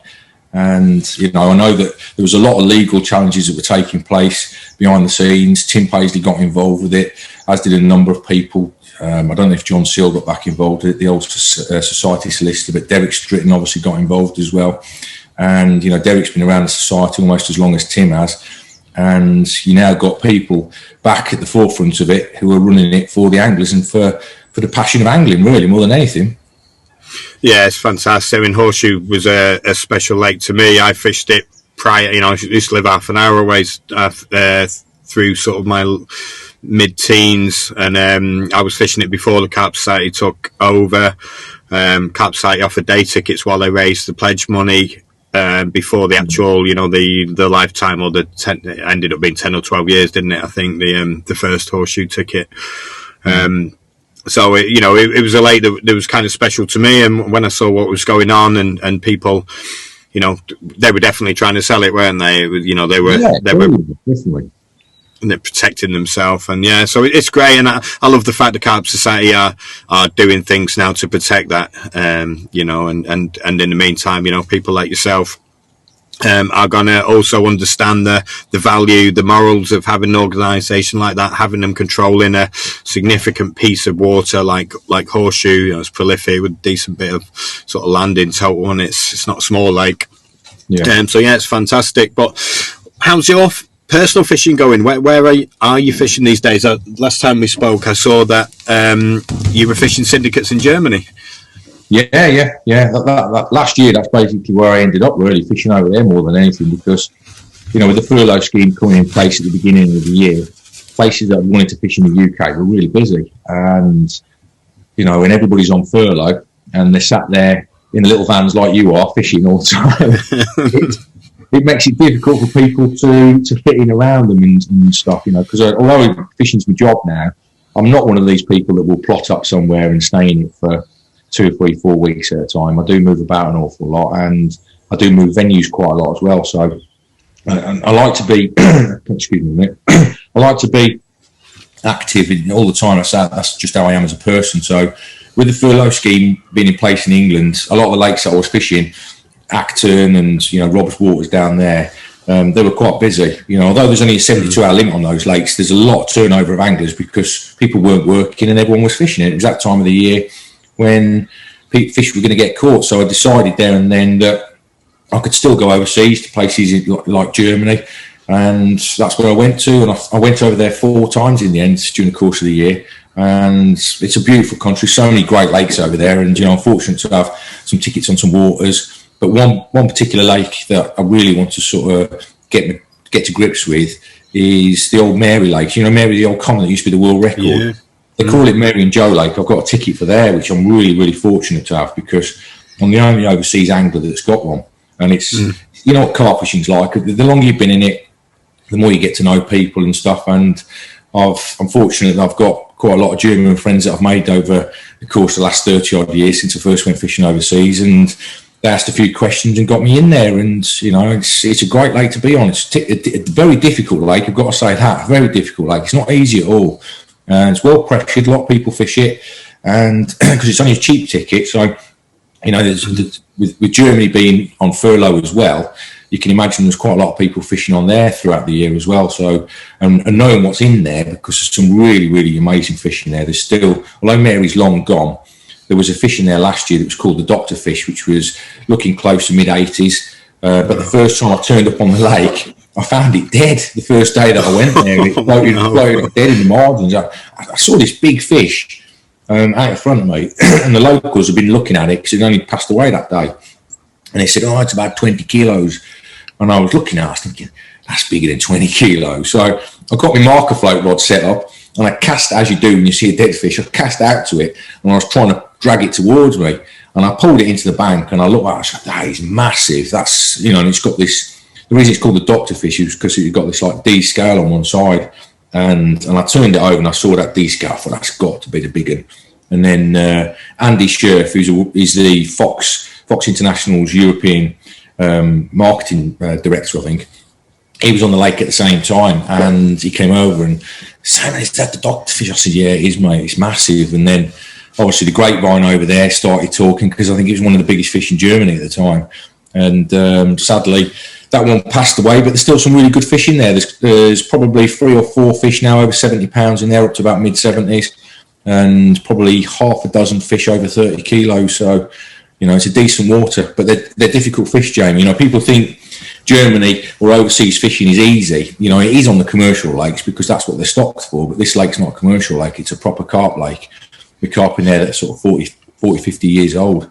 And it's a lovely place. I've seen bits of your videos, and it does look similar to English fishing. Would you say it is, English syndicate fishing? Would you say it's kind of comparable? Definitely. Yeah, definitely, mate. You know what Germans are like anyway. We all do. But anything that they get involved in, it's proper intricate. It's very detailed. And German carp anglers are absolutely fantastic. There's some amazing carp anglers in Germany who are as good as all our boys. I know our guys are great. They've got their own reputations. But in Germany, they get into serious amounts of detail with everything. So you can imagine what they're like. And they're heavy thinkers. They're very, very into it, like we are, very passionate. So there's some guys on there that are absolutely amazing carp anglers. The likes of Marcus Peltzer has fished there, Nermin Caro, Frank Schmidt, Andy Scherf, like all European, not really well-known carp anglers who've been around the industry an awful long time. And as you know, when you've been around carping 30, 40 years, it's that knowledge that you've gained over 30 or 40 years that makes you a better carp angler. Definitely, I know a few German anglers myself, and and I've spent a lot of time in Europe the last few years, and I would say the average standard of angling abroad exceeds the average angler in England. The top ends are very similar, but I would say the majority are just better anglers in Europe, because I think they're technically better. They all rate us. I think they're all a bit disappointed when they see the English anglers, because they've read about it. We kind of started the current methods of carp fishing, and when they actually meet us, they've just took it a bit further. They're just a bit more clinical. The casting is the main thing. Their lakes are bigger, so they cast more. English lakes are small. I run a holiday company in Croatia and Slovenia, and the amount of anglers, I would say 70% of the anglers that come over struggle, to fish properly over 15, 18 wraps maybe. They start struggling with the spod and the accuracy and all that. And it's just because we fish different. A lot of our lakes are catapults and throwing sticks, but there's no doubt, especially the German guy. I mean, Frank Schmidt, he probably holds world records, doesn't he, for the amount of 30-kilo fish? Mate, you know what carp fishing's like. I know someone who's caught more than him. I know this underground angler who no one's ever heard of has caught more than him and all that kind of stuff. But I've been around carp fishing a long time, and I know a lot of people, and I don't know anybody who's caught as many 30 kilos as Frank. And he's been everywhere. The likes of Cassian. In the 90s, he caught 30 kilo from there. So he's been to Zayaki, Plate Shumbar, all the known overseas commercial venues, and in Germany on that lake alone, he's caught all of them. He's had he still fishes on there, he's still got a ticket on that lake, but he's caught them all. I think the last one that he wanted to catch was the doctor fish, and he was the last person to catch it. He caught it in, I think it was May last year, and it weighed 84 or something like that. So what I've noticed about European fishing is, I would say the main difference is kind of how they feed the lakes. It's the match style. It's little and often. I know they're generally better stocked, a lot of the lakes. Is Germany the same? Would you say their average way of fishing is slightly different to ours? Cast out once a day and spod in the morning and a few spods before you go to bed. And, are they, what's the sort of general style in Germany? Well, on that lake that I'm fishing, it's very, very similar from angler to angler, and that is that they very much rely on putting a lot of bait out, and they all pre-bait. You can go around the lake some days and they won't come and fish it for weeks, but they're pre-baiting a spot, and they're very protective over an area as well. And this is one of the things I do like about Germany, is that if you're pre-baiting a spot, then nobody will fish it. That's left to him. That's his spot. And even if you've got fish jumping over there, they're quite respectful of the other anglers on the waters, where in England, you know what it's like. If you're pre-baiting a spot, someone sees you doing it, straight away there's going to be a rod over there. That's carp angling in England. And don't get me wrong, there's probably one or two Germans that are like that as well, but on the water that I fish, it's definitely very respectful to the other members that are on there. They will allow you to have space around where you're fishing, and they won't impede on your lines. You don't get anybody overcasting your spots and stuff like that. And all the times I fished there, I actually had one bloke that was fishing not too far away from where I was. He was a little bit close, but generally speaking, the anglers there, they're very respectful of everybody, and they rely a lot on this pre-baiting side of things. And when I say pre-baiting, they'll do it in massive amounts as well. They won't do it like we do, a few kilos here and there. They'll go to the lake and put 30, 40 kilos out on one spot. And it's that's the reason why a lot of the fish in this lake are as big as they are, because they're reliant on the bait. It's a very rich water, but they are reliant on the bait as well at the same time. English anglers don't use enough bait. I mean, I've been aware of that for a long, long time. I'm sure you know as well as I do how much bait a fish can eat. Okay, generally, their still waters are not quite as still as ours. The gravel's a bit more porous in Slovenia and Croatia. The lake levels go up and down with the rivers, which means that they're being kind of filtered with fresh water a lot more. Yeah, the temperatures are better, but I think on average, kind of, especially through the warmer months, there's more oxygen, so the fish can eat more. We've got quite a lot of stagnant water, I think, in England, that are true still waters without the springs. But so you can get problems with super heavy bait in the UK on those type of waters, especially the commercial waters. You look at somewhere like Farlow's, the size of that and the amount of fish that's in there. that must go through cycles where it gets, the ammonia a bit high or whatever. If the fish stop eating for a week, and the amount of turnover of anglers everyone putting their bait in when they arrive, there can be problems, but you don't seem to find that so much in Europe. Even, you mentioned Zayaki, Shumba, very well stocked lakes with lots of big fish and super busy. Most swims are full every day of the year, with people spotting 15 to 20 kilos a day out. They don't get those problems. The fish feed right through the summer.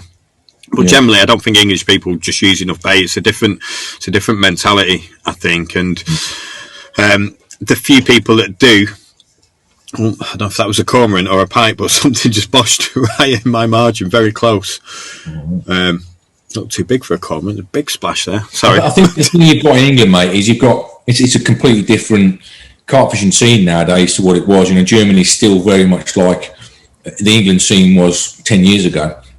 And by that, I don't mean to knock anybody or sort of slate the industry or anything like that. But now, because of the Corda effect of putting it on TV, it's put carp fishing to the masses, which is great from the industry point of view. It's made the industry massive.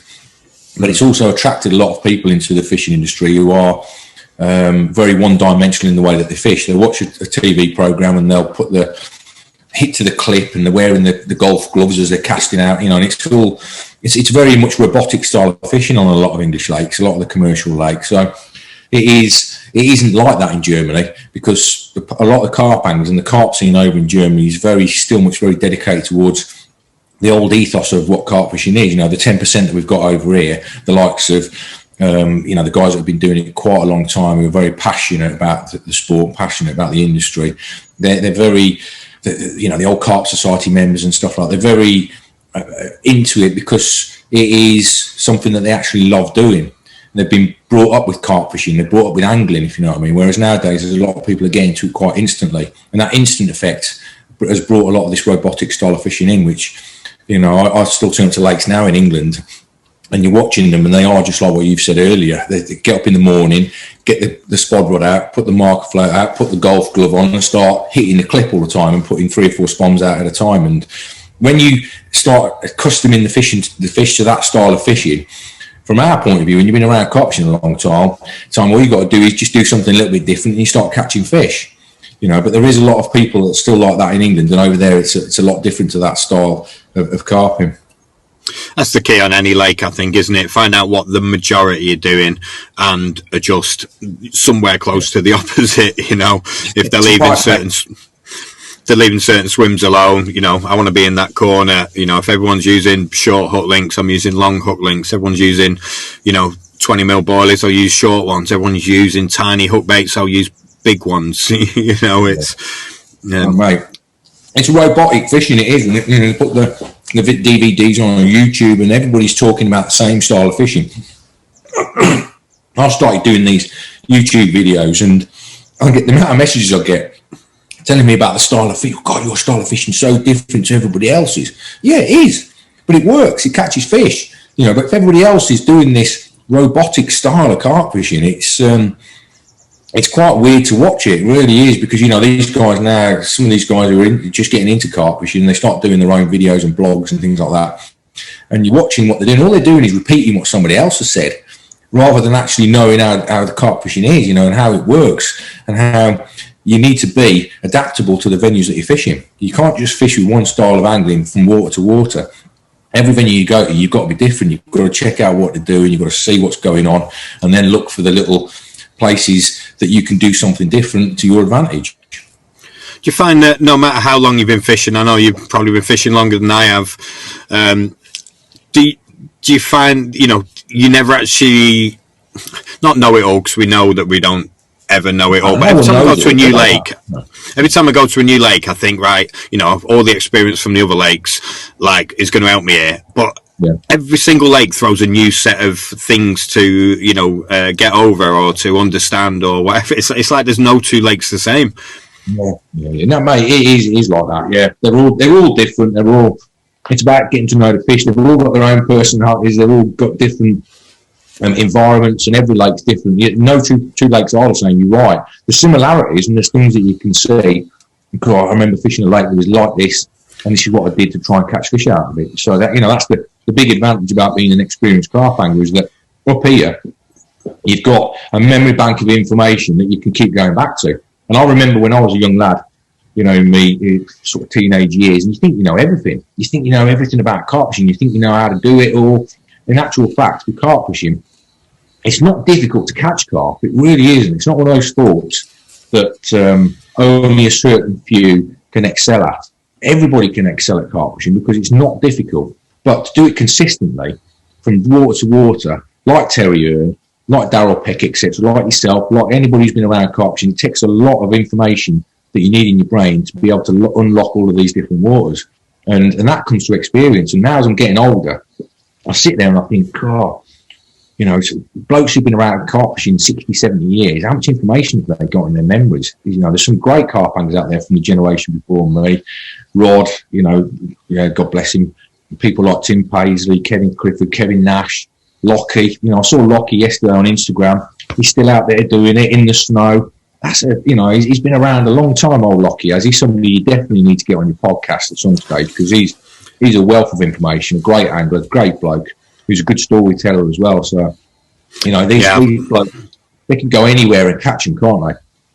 Yeah, I've got a lot of time for Lockie. I've always looked up to him. He's a very decent human being. We have actually had him on once. We had him on while I was living in Slovenia the year before last, I think. Okay. But in our period, yeah, it was in the period where we did like 2 carp casts in about a year and a half, so it would have been easy to miss it. We're getting back. I know what Lockie's like though. Too fast for me. He's so mega on, full of enthusiasm and adrenaline. He's like, yeah, he's buzzing. He's such a great carp angler and a great bloke as well. I have to stop him sometimes. Hey, Lockie, what did you say? Because you're so enthusiastic.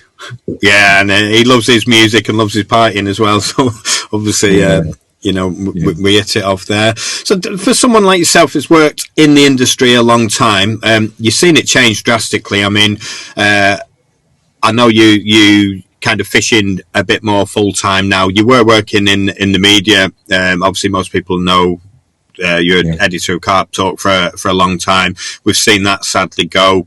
Carp World along with it. Like, what's your kind of views on what's happening, where it's going with this kind of new media? You know, internet taking over everything, very little printed media. I actually like it, mate. I love it because everybody's in touch with everybody, and there's loads of different interactive ways. You know, so many great things about the modern day world compared to the olden days. But the one thing I don't like about it compared to the olden days is, and I'm sorry to anybody who's listening to this, don't want to listen to somebody talking about the olden days and how it was, but every single time we put Carp Talk together, or Carp World, we tried to be as factually correct about everything that we did, because you had to adhere to rules of publishing or someone would sue you. And so when we were talking about a British record or a county record or anything like that, we tried to be as absolutely accurate with everything that we said. Whereas nowadays, you can write what you want to write on the internet and everybody will believe it. And it's this kind of generation of fake news that Donald Trump sort of has been spouting off about over the last 4 years. And by that, only the other day I saw somebody, a catch report from somewhere in France. This is a problem with getting older. I've forgotten about it. Forgotten where it was. But this guy had only caught like 2 60s, a 70 and a handful of 50s. And it said in the text, this is one of the greatest overseas carp catches ever. And I was like, you what? You know, and I read it, and there'll be people underneath it posting, saying, amazing catch. And it is, it's a great catch, there's no doubt about it, but it's definitely not one of the best overseas carp catches ever. I can remember a week from Rainbow when somebody caught 570s in a week. And places like Eurowaka especially, there's been a lot more 70-pounders than that in a week. I saw me mate Derek Fell catch half a dozen one week. So, you know, what is factual nowadays is very hard to keep track of, because you can write what you want, and to a certain extent, a lot of the control nowadays with the media is in the hands of the big companies, like your Corders, your Nash, your Avids, etc. Whatever they put out there, the people who are following that will lap it up, and you can actually say what you want to say. Whereas in the olden days, you had to be as factually correct as you possibly could. So the control is now in the hands of the companies rather than an intermediate source. Because when we used to do the magazines as well, if a company did, regardless of what people out there say about some of the reviews that used to end up in the magazines, in the latter years, it was very much this corporate style of doing things like Holmesy talks about. But in the early years, it was very much a case of if someone sent in a product and they wanted us to review it, if it fell apart or if there was something wrong with it, we always put a negative thing underneath in the review. We reviewed it and then said, oh, by the way, this happened. I can remember Tim Paisley doing something about a Fox Swinger years ago when he wrote about it in his editorial in Cartwood. You might remember this. And he struck into this fish and the swinger or the wanger just flew off into the lake. And he was being honest, but he corrected the way that he was saying it. He says, this is something, a design fault that Fox need to look into. So in the early years of reviewing products, it was very, very honest. Whereas nowadays, the companies, when they put something out there, it's basically just put out there and they can keep control of the media by deleting any negative posts, etc. Whereas when we sent stuff in, we did used to look at it in a positive as well as a negative way at the same time. So it's a very different medium nowadays, is what I'm trying to say, compared to what it used to be. Yeah, I think the responsibility for accuracy is going to change now. I think that this kind of Trump era has shown. I mean, I've never trusted the media or the government. Like I remember being a kid. I think it was one of the first recessions, and the unemployment was rising, and we only had newspapers then for our information. There was no internet, and I remember they just changed how they counted the numbers to make it look low. And I remember they took people off whatever the unemployment benefit was, made a new one, and then it made the numbers look lower. And I was thinking, any number the government puts out, or any government, it doesn't matter who it is, if you're left, right, middle, whatever, it's what they want you to see. It doesn't mean anything, and they'll just make the rules different to do it. But I think, Trump's, whether you're in support of him or not, he's highlighted a lot of things about kind of the way the world is, and it's not going to go unchecked anymore, I think. And at some point, it's an interesting one with your likes of social media, Facebook and everything, because who's actually liable?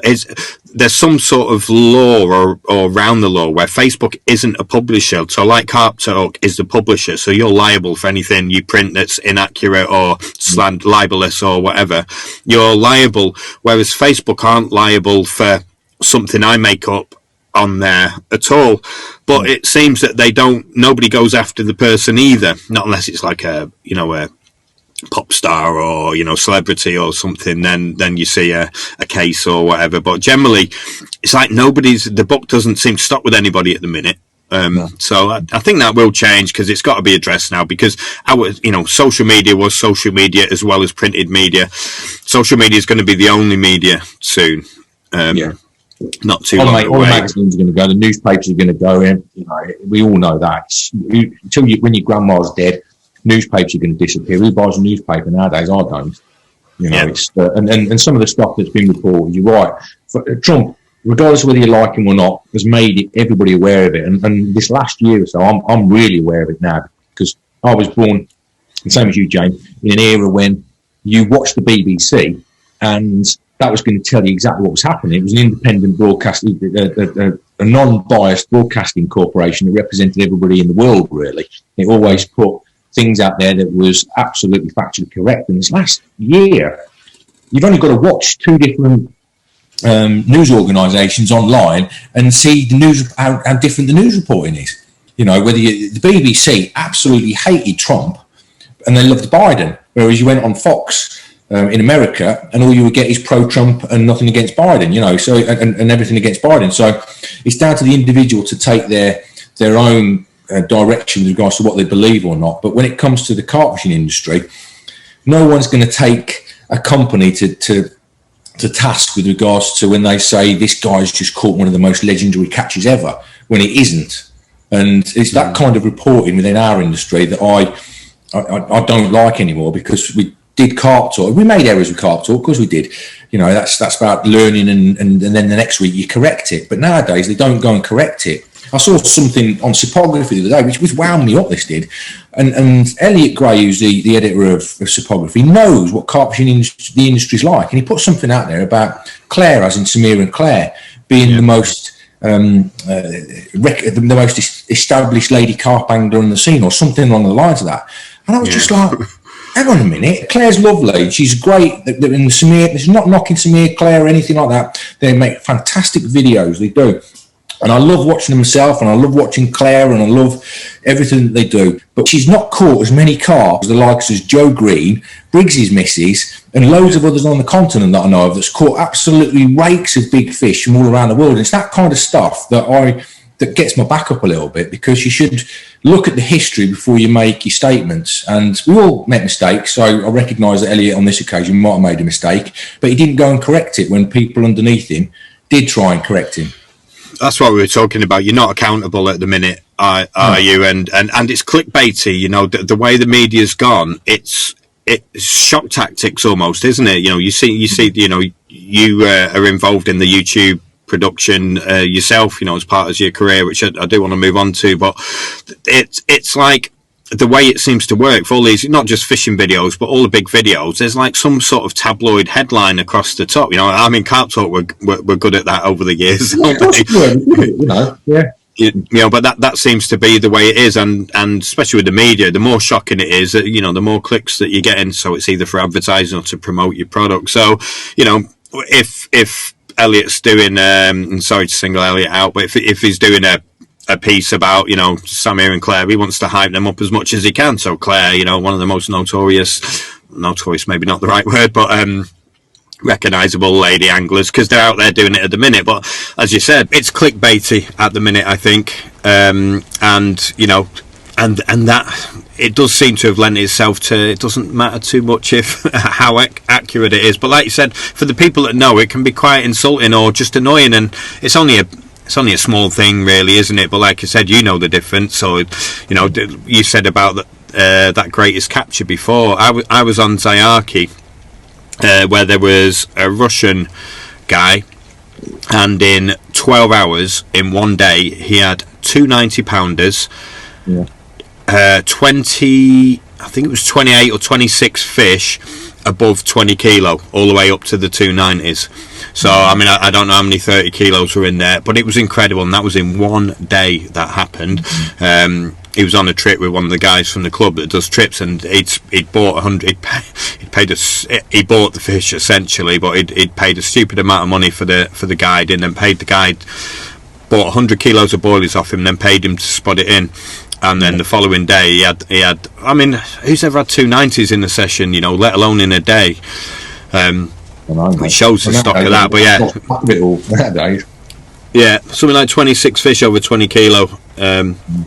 Or it might even have been 25 kilo. It was like incredible, and I've never heard anyone in England talk about it, because it's a Russian guy on a Croatian lake, and you're just never going to hear that in the British press. So how many of them other examples have gone on like that around the world? You know, around Europe and whatever. Well, so around the UK as well, you know, it happens everywhere nowadays. But you know, I wasn't knocking anybody. I'm not knocking anybody about it at all. It's just one of the things that you've, over the years, when you've been involved with trying to keep everything as documented and as accurate as you possibly can. We are definitely in an era now where you don't always want to believe the stuff that you say. So since you left Carp Talk, you know, I followed it for a while. You adapted your career, so you still make a living from the fishing industry. I mean, how does that look? Where without, you know, being too personal about finances, but we know that, you know, there ain't nobody that gets paid to go fishing. You've got to work. Like maybe Terry Hearn, that's it. You know, he doesn't tell us. I don't know the ins and outs of Terry's job, but he still has to do talks on stage. He still has to write books. He still has to write articles. So it's not, nobody gets paid to just go carp fishing. And it'd be a lovely way of earning your life if you did. You know, of course, I'm involved with the industry now from can we call it a professional angler point of view. But I don't just go fishing. I have to do all sorts of different things. I've had to adapt myself to learning the modern day technology, which I know that some of the guys who are my generation of anglers have had difficulty doing, you know, and this is where I think Carl and Alex have changed things more than anything, because they came into the industry, and if you ever watch them two guys, or if you've ever been around them two guys when they're making a film, they'll walk into wherever and start putting cameras all over the place, and then start filming it. And they're collecting information, they're collecting data wherever they are, and then they go back and edit it in a fantastic way. And they're the blokes that have really set a precedence in the industry now, that if you want to become should we call it a professional angler, you've got to document everything in that way, and then teach yourself how to edit. And at the same time, you've also got to be able to write articles, you've got to be quite articulate in the way that you handle yourself, you've got to be able to just do things in a professional way.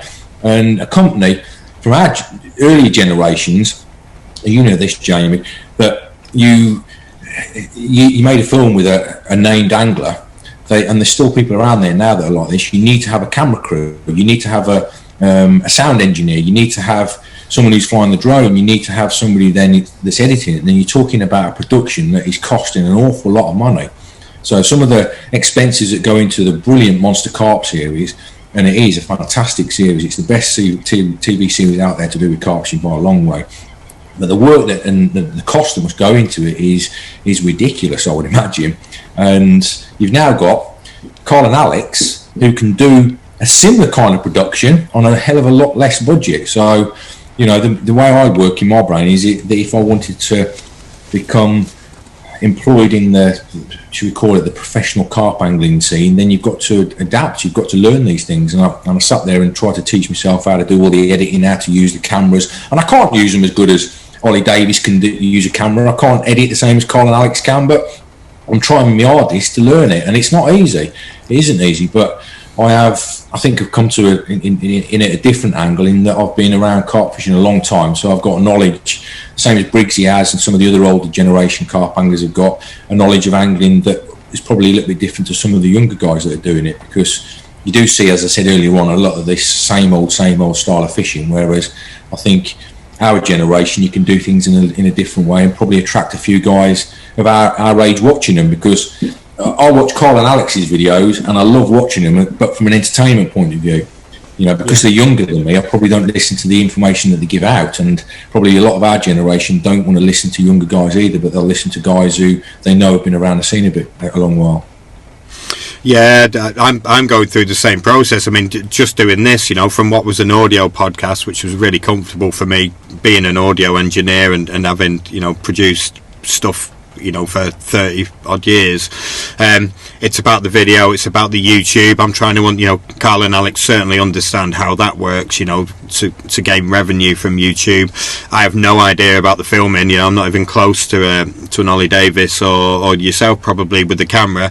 The editing side of it I find easier because I've always been doing it on audio software, but it's changed, and you've got to move with it. You can't be scared of it. So you do seem to be doing that. You know, I've seen a few of your films from out in Germany, and Briggsy's as well. I'm like, you know, I know how long Briggsy and Joan have been around, and their productions are consistent, you know, decent quality. I mean, I don't know if he's doing it himself, if he's got, you know, some whiz kid behind the scenes. He edits it all himself, and this is the thing with the trade, the industry, because why should a Fox International or a Corda or whoever pay an angler so much money when all they can offer is somebody that's sat in front of the camera? You know, you now, if you want to be that guy as a paid carp handler, you've got to offer lots of different things, and it isn't just about catching fish, as I said before, because everybody can catch fish. I mean, you could teach my neighbour how to catch fish within a few days and put them on the right lake, and they've got content for videos.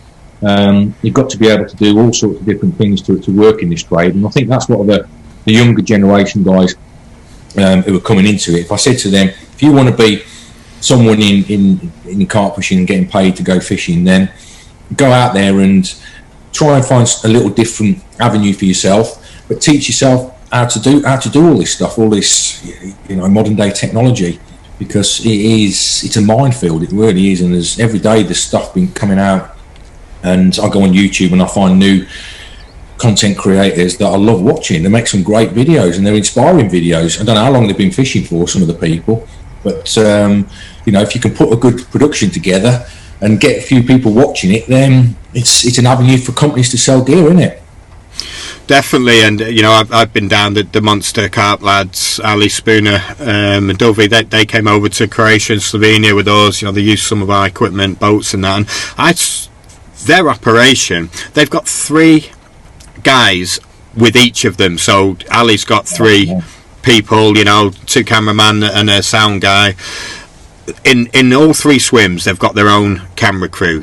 2 or 3 people. They've got a logistics guy that's sorting it all out. They've got a guy cooking food for the whole team. I mean, that it's a serious operation. So we've got to do that ourselves. We can't afford to take a dozen people with us, on the shoot. So you have to be the jack of all trades. You have to have you have to get somewhere close to knowing what shots to film. You have to have a basic knowledge of editing, the sound, and actually do some fishing while you're at it. I was watching Mozza, I think, forget which lake it was now he was on, but I'm just looking him unlocking the gate to go in the bloody complex or whatever it was. There's a shot low down by the wheel, of the car. There's a shot over his shoulder of him punching the number into the gate or whatever. There's a shot of his motor driving in. I'm like, he's set up 3 cameras just to go through the gate. It takes a long time, mate. Guys, you're walking around. I only use one camera on a little tiny tripod, and I walk round having to walk past the swim, one time, and then you walk past again from a different angle to make it look like you've got 2 cameras with you. And it's easy, and it takes time to do it, and you've got to do it in the right way, because one of the things I have learned, anybody watching this who wants to learn how to do stuff of our age, get the sound quality right, because you can think you've got the best. Sometimes you've got the great footage of this fish taking a mixer or whatever, or you've got a fish on the bank and you're talking to the camera, and you've got this great footage, and then you play it back when the moment's gone and you can't hear yourself talking, and you then wrecked that particular piece of footage. So that's the one thing I'd say, and it's happened to me quite a few times. I've got, that's a great piece, that is, and then I've taken it into the house and listened back, and all the wind is blowing into the microphone, and it's just absolutely terrible. So it's hard to do, mate. It is, and I admire anybody who's gone through the process like Carl and Alex have and learnt it, because they're knocking out videos now almost 1 a week, and every single one of them is fantastic. They really are. I watch them all from start to finish. On YouTube you can tell what your average analytics are on and how far somebody's watched the film through and things like that, and I bet you Carl and Alex's have probably watched all the way through, because they are so good. So if you had to to be a modern day angler that's making money from the industry, like yourself, like the Carl and Alex's, Daryl's, everyone, I know we've got this kind of new subscription scene. Joe Morgan's doing something along those lines, although it's free at the minute. Daryl's doing his Carp Fix, is it, his monthly thing. There's a few people going down that road now, but what would you say are all the whole package of things that you need? So obviously YouTube's one. You can in fact, just today we've been accepted by YouTube to go on, their advertising program, so Carp Cast can start getting a tiny bit of revenue as of today from that. But you've obviously got your sponsorships, which everyone knows about. I know you're with Avid, and who else? So obviously you producing content for them benefits them, so I understand that bit. What else is? I mean, what's the whole package that means you don't have to go and work in a factory? What you just said, DNA and Avid, and I get a bit of money also from writing articles. I get a bit of money because there's still quite a few overseas magazines out there. I still get a little bit from their features. I've done a few things with Carpology recently. My videos now, and this is the thing. I know roughly probably what Colin and Alex are getting from their videos. I don't want to speak on their behalf, but they're getting 10, 20, 30 times more than my videos when it comes to views. I'm getting roughly £200 a month off YouTube at the minute for putting one video a month out. Right. Okay. So it's not nothing. I mean, that's something Mark and I are looking at. With doing this, we're hoping to grow the channel. And it's nice to be able to take money from the industry as opposed to the customers. Because there's 2 models, isn't there? You put stuff out for free and you get money from advertising, but you get more people watching it, or you limit the audience down and take the money from the industry or the people, as opposed, but have less viewer numbers. So they're kind of the 2 models. Accounts as well into the people that are doing that you pay just to support it. I think that's what that carp angle is going down.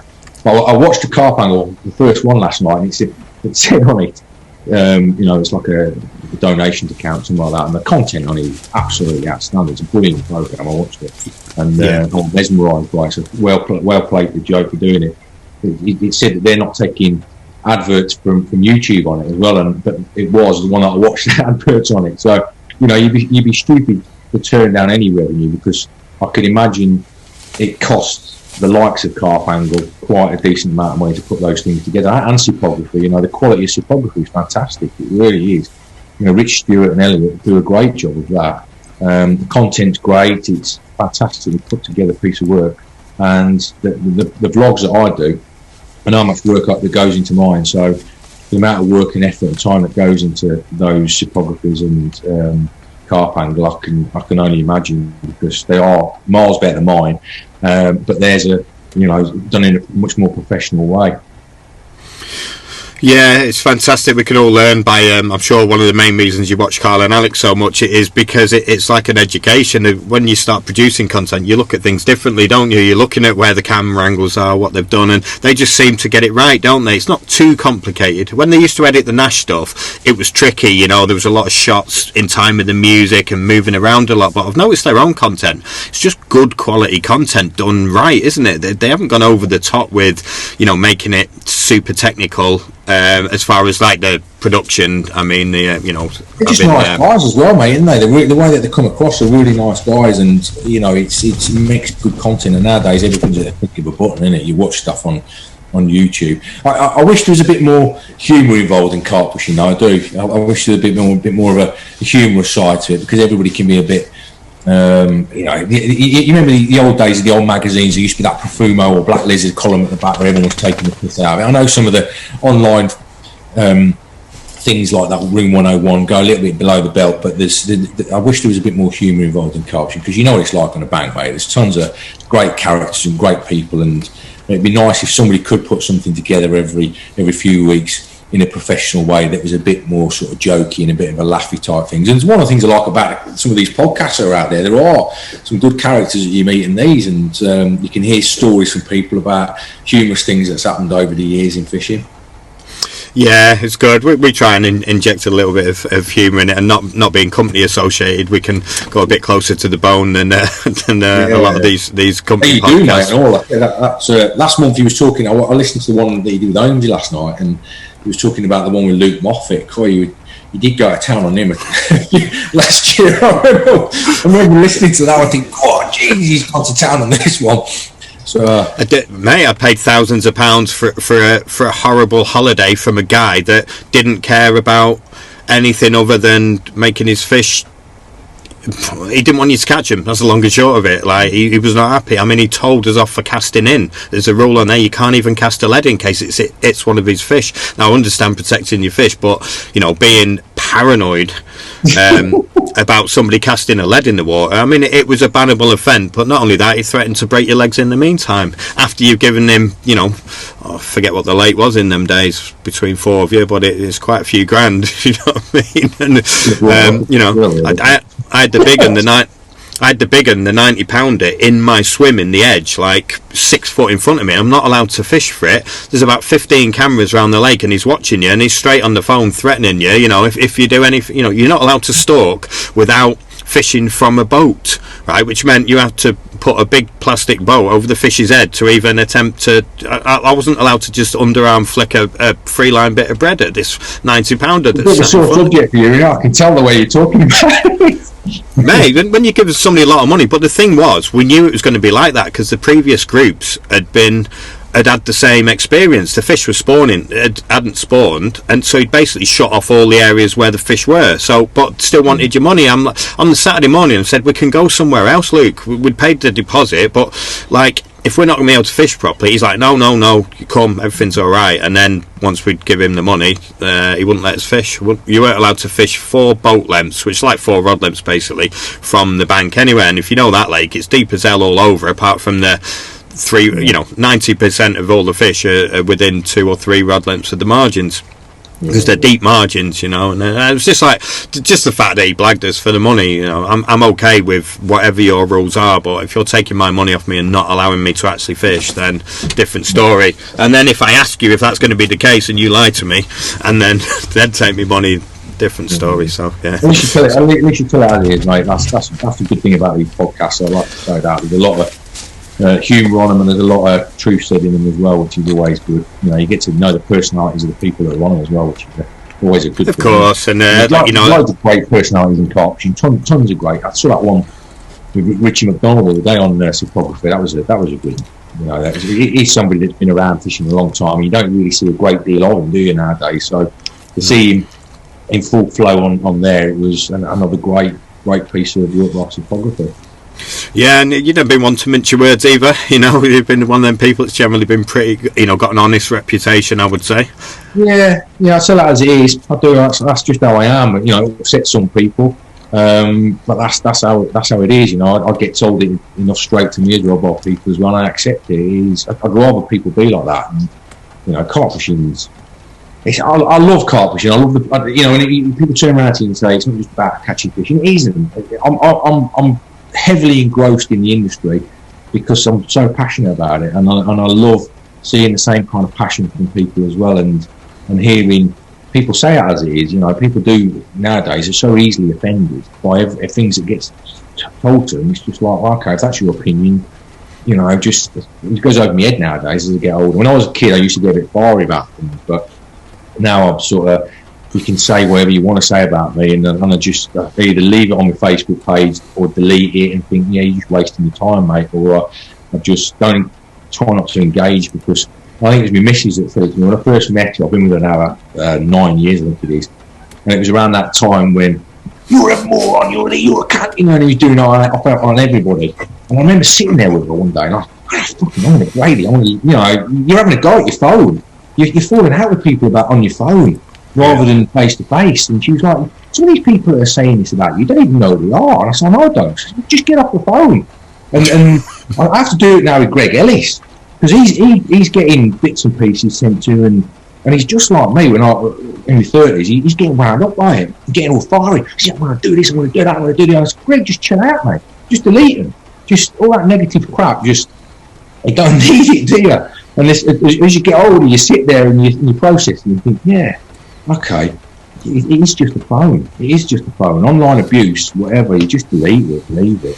You're arguing with probably a 15-year-old spotty kid that hasn't got a voice in the real world, you know what I mean? But he's got an equal voice online, and like, you could be getting wound up by somebody if you looked at him, or they wouldn't say boo to a goose in front of your face or whatever, and you're allowing yourself to, I've been there myself, as you well know. I've took my fair share of knocks in the early days, in the days of the forums and stuff. But it's like you control how you react to it, and like you said, most of these people, it's like people can say anything they want because it's online, and then every now and again it catches up with you. But we don't have to put ourselves in a negative position to read. I mean, I don't read any online stuff. Every now and then, there's threads crop up on different places about the Carp Cast and whatever, and every now and again somebody screenshots something and sends it to me. I'm like, I don't want to read it. I'm not interested in going and reading the thread. YouTube comments, the worst for it, YouTube comments section's probably the most toxic place online about anything, and we've only just started putting stuff on YouTube, so I'm sure we're going to get a load of that as well. But it's like,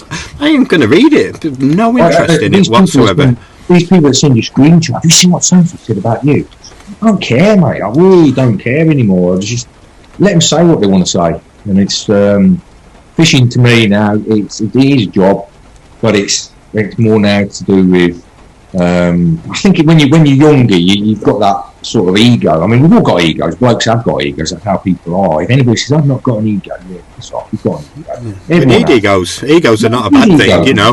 But as you get older, it does start to fade a little bit. When you're younger, you watch it now and it's starting to kick off on Facebook. It's generally that 20 to 30-year-old age group where, I'm better than you. And as you get older, the old blokes, they just let it just go.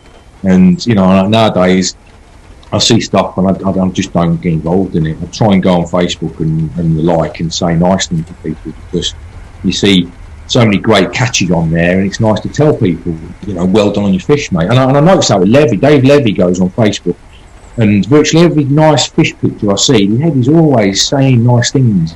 And that's a lovely trait to have, though. That's a real nice person that sees, well done, mate, that's a lovely fish you've just caught there. And that was one of the things that we used to do with carps when we put the mag together, which is why we stayed away from all of that keep it real nonsense. and try to stay down the middle of the road, which is report catches that are wrong uns and right uns, because sometimes the wrong uns were getting caught by young lads. And we were sent, when Darren first had all those wrong uns put in there was a group of young kids fishing there, I remember it, and we used to get these catches sent in from these young lads, 15 to 20 years old. Oh, this is an amazing 40-pounder I've just caught. I was absolutely buzzing when I caught it. And he didn't want to hear someone go, that doesn't count, mate, because it was wrong. You know, he doesn't want to hear that, does he? And it's we as anglers know which fish carry more credibility than others. It doesn't need someone to say that's a wrong and don't fish for it. I know that the Burfield Common is the best carp in England. You know, if somebody catches one like Wayne Mansford caught that 70-pounder this year from Home Fen, a mega fish, beautiful, brilliant carp. Well done to Wayne for catching it, but it isn't as special as the Burfield Common is to carp anglers. It's special to Wayne, it's special to the guys that fish there, and Wayne himself would probably admit this, but because it's not got that longevity of being in the lake for as long as the Burfield Common has, it's lived as far as we know, the Burfield Common has lived in virtually all of its life in that lake, and it's grown to that size. It's a little bit more special than the Home Fen fish. And that's not to say that the Home Fen fish aren't special in their own way, because they are. They're lovely fish. I'd happily fish there, and anyone who wants to go there. But it doesn't need people to say that counts and that doesn't count. It's better to just say, well done on your fish, mate, and just leave it there. Definitely. I mean, we're old enough and wise enough to know that. So this is a funny old year. We can't travel at the minute. There's no Germany trips yet. But like in an ideal world, what's your plans for this year? How's it going to go? I've just paid Alan Cooper the first deposit to join his waters down south. He's got some great waters, Alan has. He's got. I went down to Roach Pit last year and had a guest session on there. Did 3 nights on there, and like the way that Alan fishes. Runs his waters, I like the way that you can use boats on there. I like the way that he controls his lakes. And he said to me, "I'll do you a gold card for all of my waters." And he's got some good venues. He's not just got Roach Pit. He's got Long Lake, which has got some good carp in it to over 50 pounds. He's got one that's called the Nursery Lake. That's got some 40 pounds, including a 40-pound fully scaled mirror. And he's also got a place called Little Molson, which is in the 80 as well. So I'm going to be joining his waters and have a little fish on there. Did you say you've still got an Acton ticket as well, or is that? That comes to an end though in April this year. Yeah, and Acton's just beautiful. It's probably my favourite carp lake in England. It's such a special place as a venue. Regardless of what people say about the fish and all that. I mean, them carp have been in there now since the early 90s. You know, those big ones that are in there, they're 40 odd years old, they're black, they've got barnacles grown all over. It's just a beautiful environment to be on. So if anybody wants to go somewhere and fish in the UK in a nice, well-run syndicate water with like-minded anglers that have been around quite a few years, it's a great place to go to. But my ticket on there runs out middle of April, I think it is. Where do you fish, the top lake or the bottom lake? Mostly on the bottom lake, and because I'd like to catch the Randall Mirror that's in there, which is it's about 53 pounds or 52 pounds. There's probably about 10 original carp that's still in that bottom lake, but Rob's supplemented the stock now with quite a lot of different fish, and he's always putting new ones in there, and there's probably about 200 carp in there now, and it's probably a little bit harder to get through to that one than it probably was when there was only 20 carp in there. But the top lake tends to get a little bit more pressure, and because of the furlough scheme this year, there's been quite a few on there, and I sort of avoided it as much as I can. But there's probably 20 40s in the top lake at the right time of year, which is amazing. Some of them get caught once every couple of 3 years. Some of them come out 3 or 4 times a year. But there's probably about 60 fish in there that are originals, over 30 odd pounds. And Rob's put a load of little ones in there as well that are growing as well. They're now reaching sort of low 30s, upper 20s. So there's a good future of decent fishing Acton. It's a lovely place as well, mate. It's not an easy water, but there's some guys on there that have cracked it. It's definitely a bait water. That's what I'll say. One of the things I've noticed on there is unless you're on a specific bait, then it can get quite difficult for you to get through to some of the to the special fishing there. When I went on there 3 years ago, some of the older members turned around to me and said, this lake's been really dominated by, I think it's Key Bait Solutions, is that the one that does the ASM, All Seasons Mix? I think so, So yeah. they've really been dominated by that over the years, and I've still caught decent fish on there with DNAs. It's a sort of bait that you can take all over the place. But Yeah, I only asked because I did a couple of days on there, one of them open access trips they do in the spring. It's probably 2 or 3 years ago now. Probably 3 years ago. I think Briggsy was there. It was one of them trips he does with what's his face from PB. Paul Meehan, yeah, he does with Paul Meehan, doesn't he? Yeah, it was good. I think I had 2 fish both at the same time, like within 5 minutes. But they were only bites in 3 or 4 days, or whatever. But I was so impressed with the water. You know what? Yeah, one was a 40, one was like 38 or something. It's not bad, yeah, it was good. I was well happy, obviously. But I was blown away with how nice it was. And as you said, them fish with the stockies at the 40s now, they were the ones he put in years ago, as the originals were. They were losing them, and I was like, how can anybody knock this place? It's a proper Shropshire mere, and it's beautiful surroundings, trees, like silt, not easy.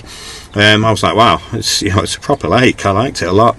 It's an amazing place, mate. I go running around the area with all of them over there, and you can see like 3 cars as you run 6 or 7 miles. It's just an amazing place to be, and it's Rob owns the top lake now. He doesn't own the bottom lake. That's still owned by the castle. It's just on the horizon. You can see the owners there, so he's open to eventually buy the bottom lake, I think, if they'll sell it to him. But the top lake's now totally in his possession. He's got a tarmac road all the way, virtually all the way around it, apart from one side. And access is great for old blokes like you, so you can drive your camper down and not put a bivvy up on one side of the lake if you want to. But it's a mega place, mate. Yeah, but in England, I'll probably be fishing until about early June, and hopefully I'll start going overseas again then. So I'll probably go on Allen's Waters from April time through till June, and then start hopefully going to Germany again, do a few months over there. Not months in one trip, but a few trips over there, and then back end of the year I'll be on Allen's Lakes then, because that roach pit fished really well in September, October last year. There's a lot of good fish out there, and although it's a long old drive for me to go down there from where I live in Yorkshire, you've got the opportunity to do 3 nights on roach pit and then do 3 nights on maybe on one of these other waters, and then going home and alternating it again. So I've got a lot of plans, mate, but see what happens with this current situation at the moment. It's all over the place. There was lots of loopholes last year for me to go over to Germany, because although you couldn't, at one point you couldn't go to France, you couldn't get out your car when you went into Belgium, you couldn't get out your car when you went into Holland, but you could in Germany. So that's why I kept on going over there. Is that I could drive through those countries, not get out of your car, and then just fish okay when I was over there. But now Germany's completely locked down, especially the area where I've been fishing. Yeah, it's and I'm guessing that even though Roach Pit's a long way, it's still closer than Germany. So it's not far off, mate, because it's probably about 4 hours from where I live. I live in Doncaster, so it's a long trip to Roach Pit because it's in Ringwood. Whereas I could do 40 minutes from where I live to Hull, get on the Hull Verbrugge ferry or the Hull Rotterdam ferry, and then to get to the lake that I need to in Germany, it's 4.5 hours. So it's not far off. Yeah, and you've had a good kip on the ferry as well. I use that route as well to go to Croatia, although I have to drive all the way through Germany. It's a bloody long way. You're like 7 hours to get from one end of Germany. Have you been over there whilst COVID's going on, mate? Have you been over there? I was over there last year, yeah. I was there from... I was fishing with my pal who's like quite a big DJ, so he managed to get us visas, work visas. So before the lockdown had finished last year, he had a gig in Croatia, so we planned a trip. We fished Bled for a while, and we fished some of the Croatia lakes before he'd done his gig in Zagreb. Then he flew home. Before we get into those, have you been on North Sea Ferry where you can't? Oh right, on the ferry. No, not. But there's a bingo, and you can't stand up and say bingo anymore because of COVID. To be honest, the lockdown was still going on last year when we were on the ferry, and it was a bit weird. You couldn't buy a drink at the bar, but you could have one in in the buffet restaurant thingy. So you could have beers to your table in there, but you weren't allowed to go to the bar. But there was no entertainment at all. This thing was still on when I was going over there, but when bingo were going on, you weren't allowed to do bingo. You just had to stand up in case you shouted at somebody. Bingo! Yeah, spat on them. It's crazy the world is at the minute, isn't it? We're going to have a funny old year, I think. I'm hoping to get out myself. I'm hoping to I'm hoping by April we might be able to move countries. You know, I quite fancy Spain for a bit. And hey, Nick Orellana, you got to go on there. I've just seen Tamir's been over there recently, hasn't he? And Briggsy was over there. That fish Briggsy for him from Orellana. I know he didn't get any whackers Briggsy, but mid-40s they look like that. Oh, what a fish! Yeah, I think Samir and Claire are on there all year. They're living there now. They're actually they're getting residency, and then they're actually living somewhere. He was in France, wasn't he? I've not seen all of his vlogs since they. He put. I know I watched the Nash one. That's the one. All the ones he put with photography, but apparently they've moved. They were buying an house in France, and they've gone to Spain now. Which I went to Orellana, mate. That is a mega lake. It really is, because there was so much water that you could go to and explore where there was no bivvies, there was no roads to it, and you just knew there's going to be masses of carp up there. So that's a real good adventure to go somewhere like that. Yeah, if we're allowed, I'll be there in April. That's the plan. I've just booked some tickets on Bled in May. Yeah. Whether I'll be able to go, I don't know. It was a bit of a risk, but just thought I'll get 5 days on there. There's a few of the lads I'm going with. Do a bit of work, some filming and stuff, but it's a gamble, isn't it? We just don't know. It's going to be a funny old year, I think. And it seems booking holidays in advance still, and it's because they sat in the house bored spending money. I wouldn't want to book anything at all at the moment because of the current situation. I had a few overseas trips booked, not to do with fishing, with me and missus this year, and trying to get your money back, and especially off the airlines, was just like, it's just a no-goer. So, and the world's going to change. The airlines are only cancelling stuff at the minute, like literally just before, but they know that a lot of stuff's not going to run, and I don't even know if half the airlines will be there. You know, once this furlough scheme stops, we're going to find out which companies are going to survive and which aren't. 'Cause at the minute, everyone's being subsidised, but I know there's companies out there that have, you know, they were laying off staff last year, and like as soon as the furlough came in, they're like, oh, well, we might as well just keep paying you, and as soon as that finishes, then you leave. You know, and there's a lot of companies that you probably would never expect to go bust that are going to go bust. So it's going to be a tough. The fishing industry booming, mate. I seen Holmes' podcast with you last week, and he was saying the same. It's booming, and I know from speaking to just before we did this podcast, I was just on the phone to Ant from Avid, the gaffer at Avid, and he was saying last year we reached our end of year target by, I think it was the end of August. So that's how booming the carp industry is, because everybody's in lockdown, sat there spending their carp fishing money and buying new gear, and obviously people are still fishing at the moment as well, so they do need gear. And there was a time last year when I were at D&A, and obviously I worked for them, and I get my bait from them, and I had a 2-week delay on the bait because there was that many orders for bait. So it's a great thing for the industry.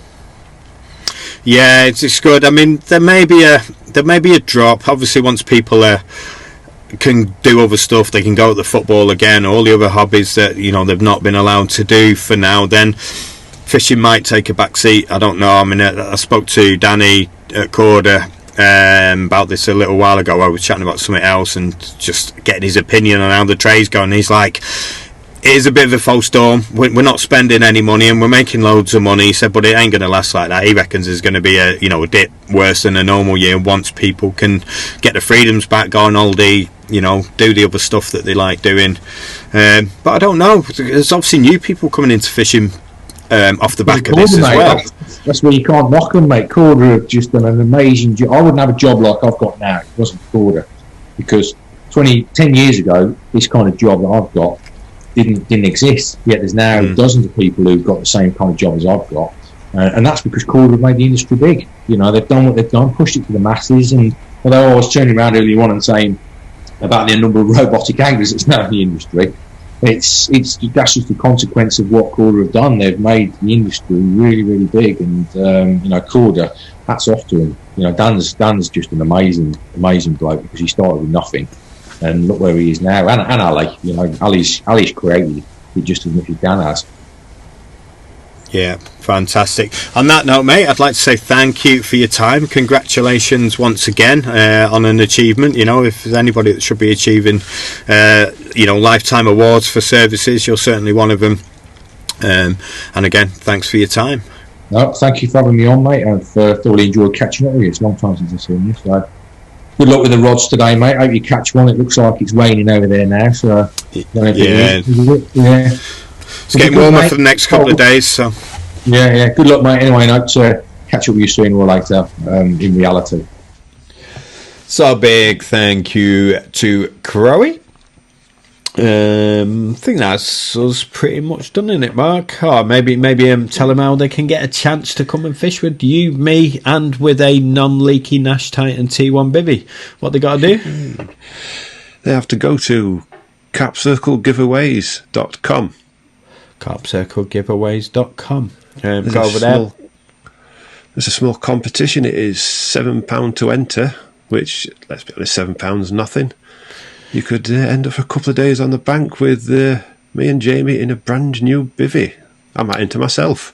Yeah, with your bait supplied as well. There is a session bait package that comes with that. So yeah, for all the people that have been asking how they can support the Carp Cast, you can throw £7 that way, and maybe you'll get a money cart by prize back from that.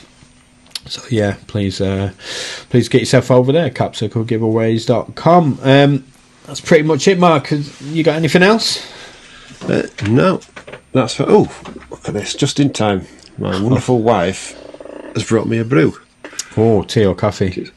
Oh, this is a coffee and some Jamaican ginger cake. Look at that. Oh, wow. I'm starving. I've not eaten yet today. I was going to say a big up to Mark Ogg. These are his mugs as well. Oh, I've not seen them before. They're pretty cool. Yeah. We could do a Carp Cast mug, couldn't we? Secret Squirrel. He does it with the Squirrel's Nuts is his thing. He's on all of social media. Ah, shout out to Mark Hogg. Please send actually bought this at your show. Oh, did you? Yeah, he was. He's part of RG Baits, who was on their stand selling his wares. Oh, okay. I didn't know that. We should maybe.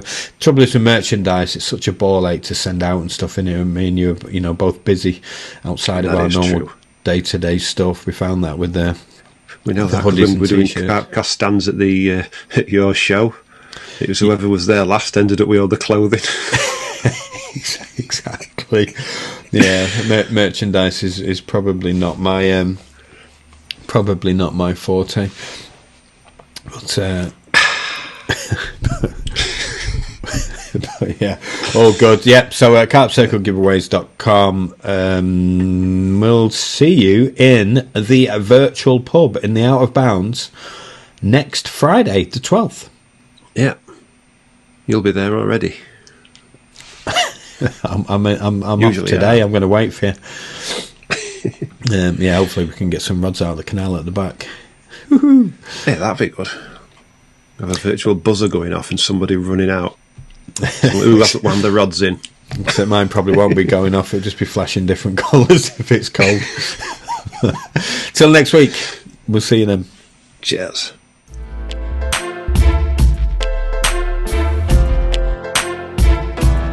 Check out the website at www.thecarpcast.com. There you'll find extra content, merchandise and lots more to support the show, including our entire back catalogue of free offerings.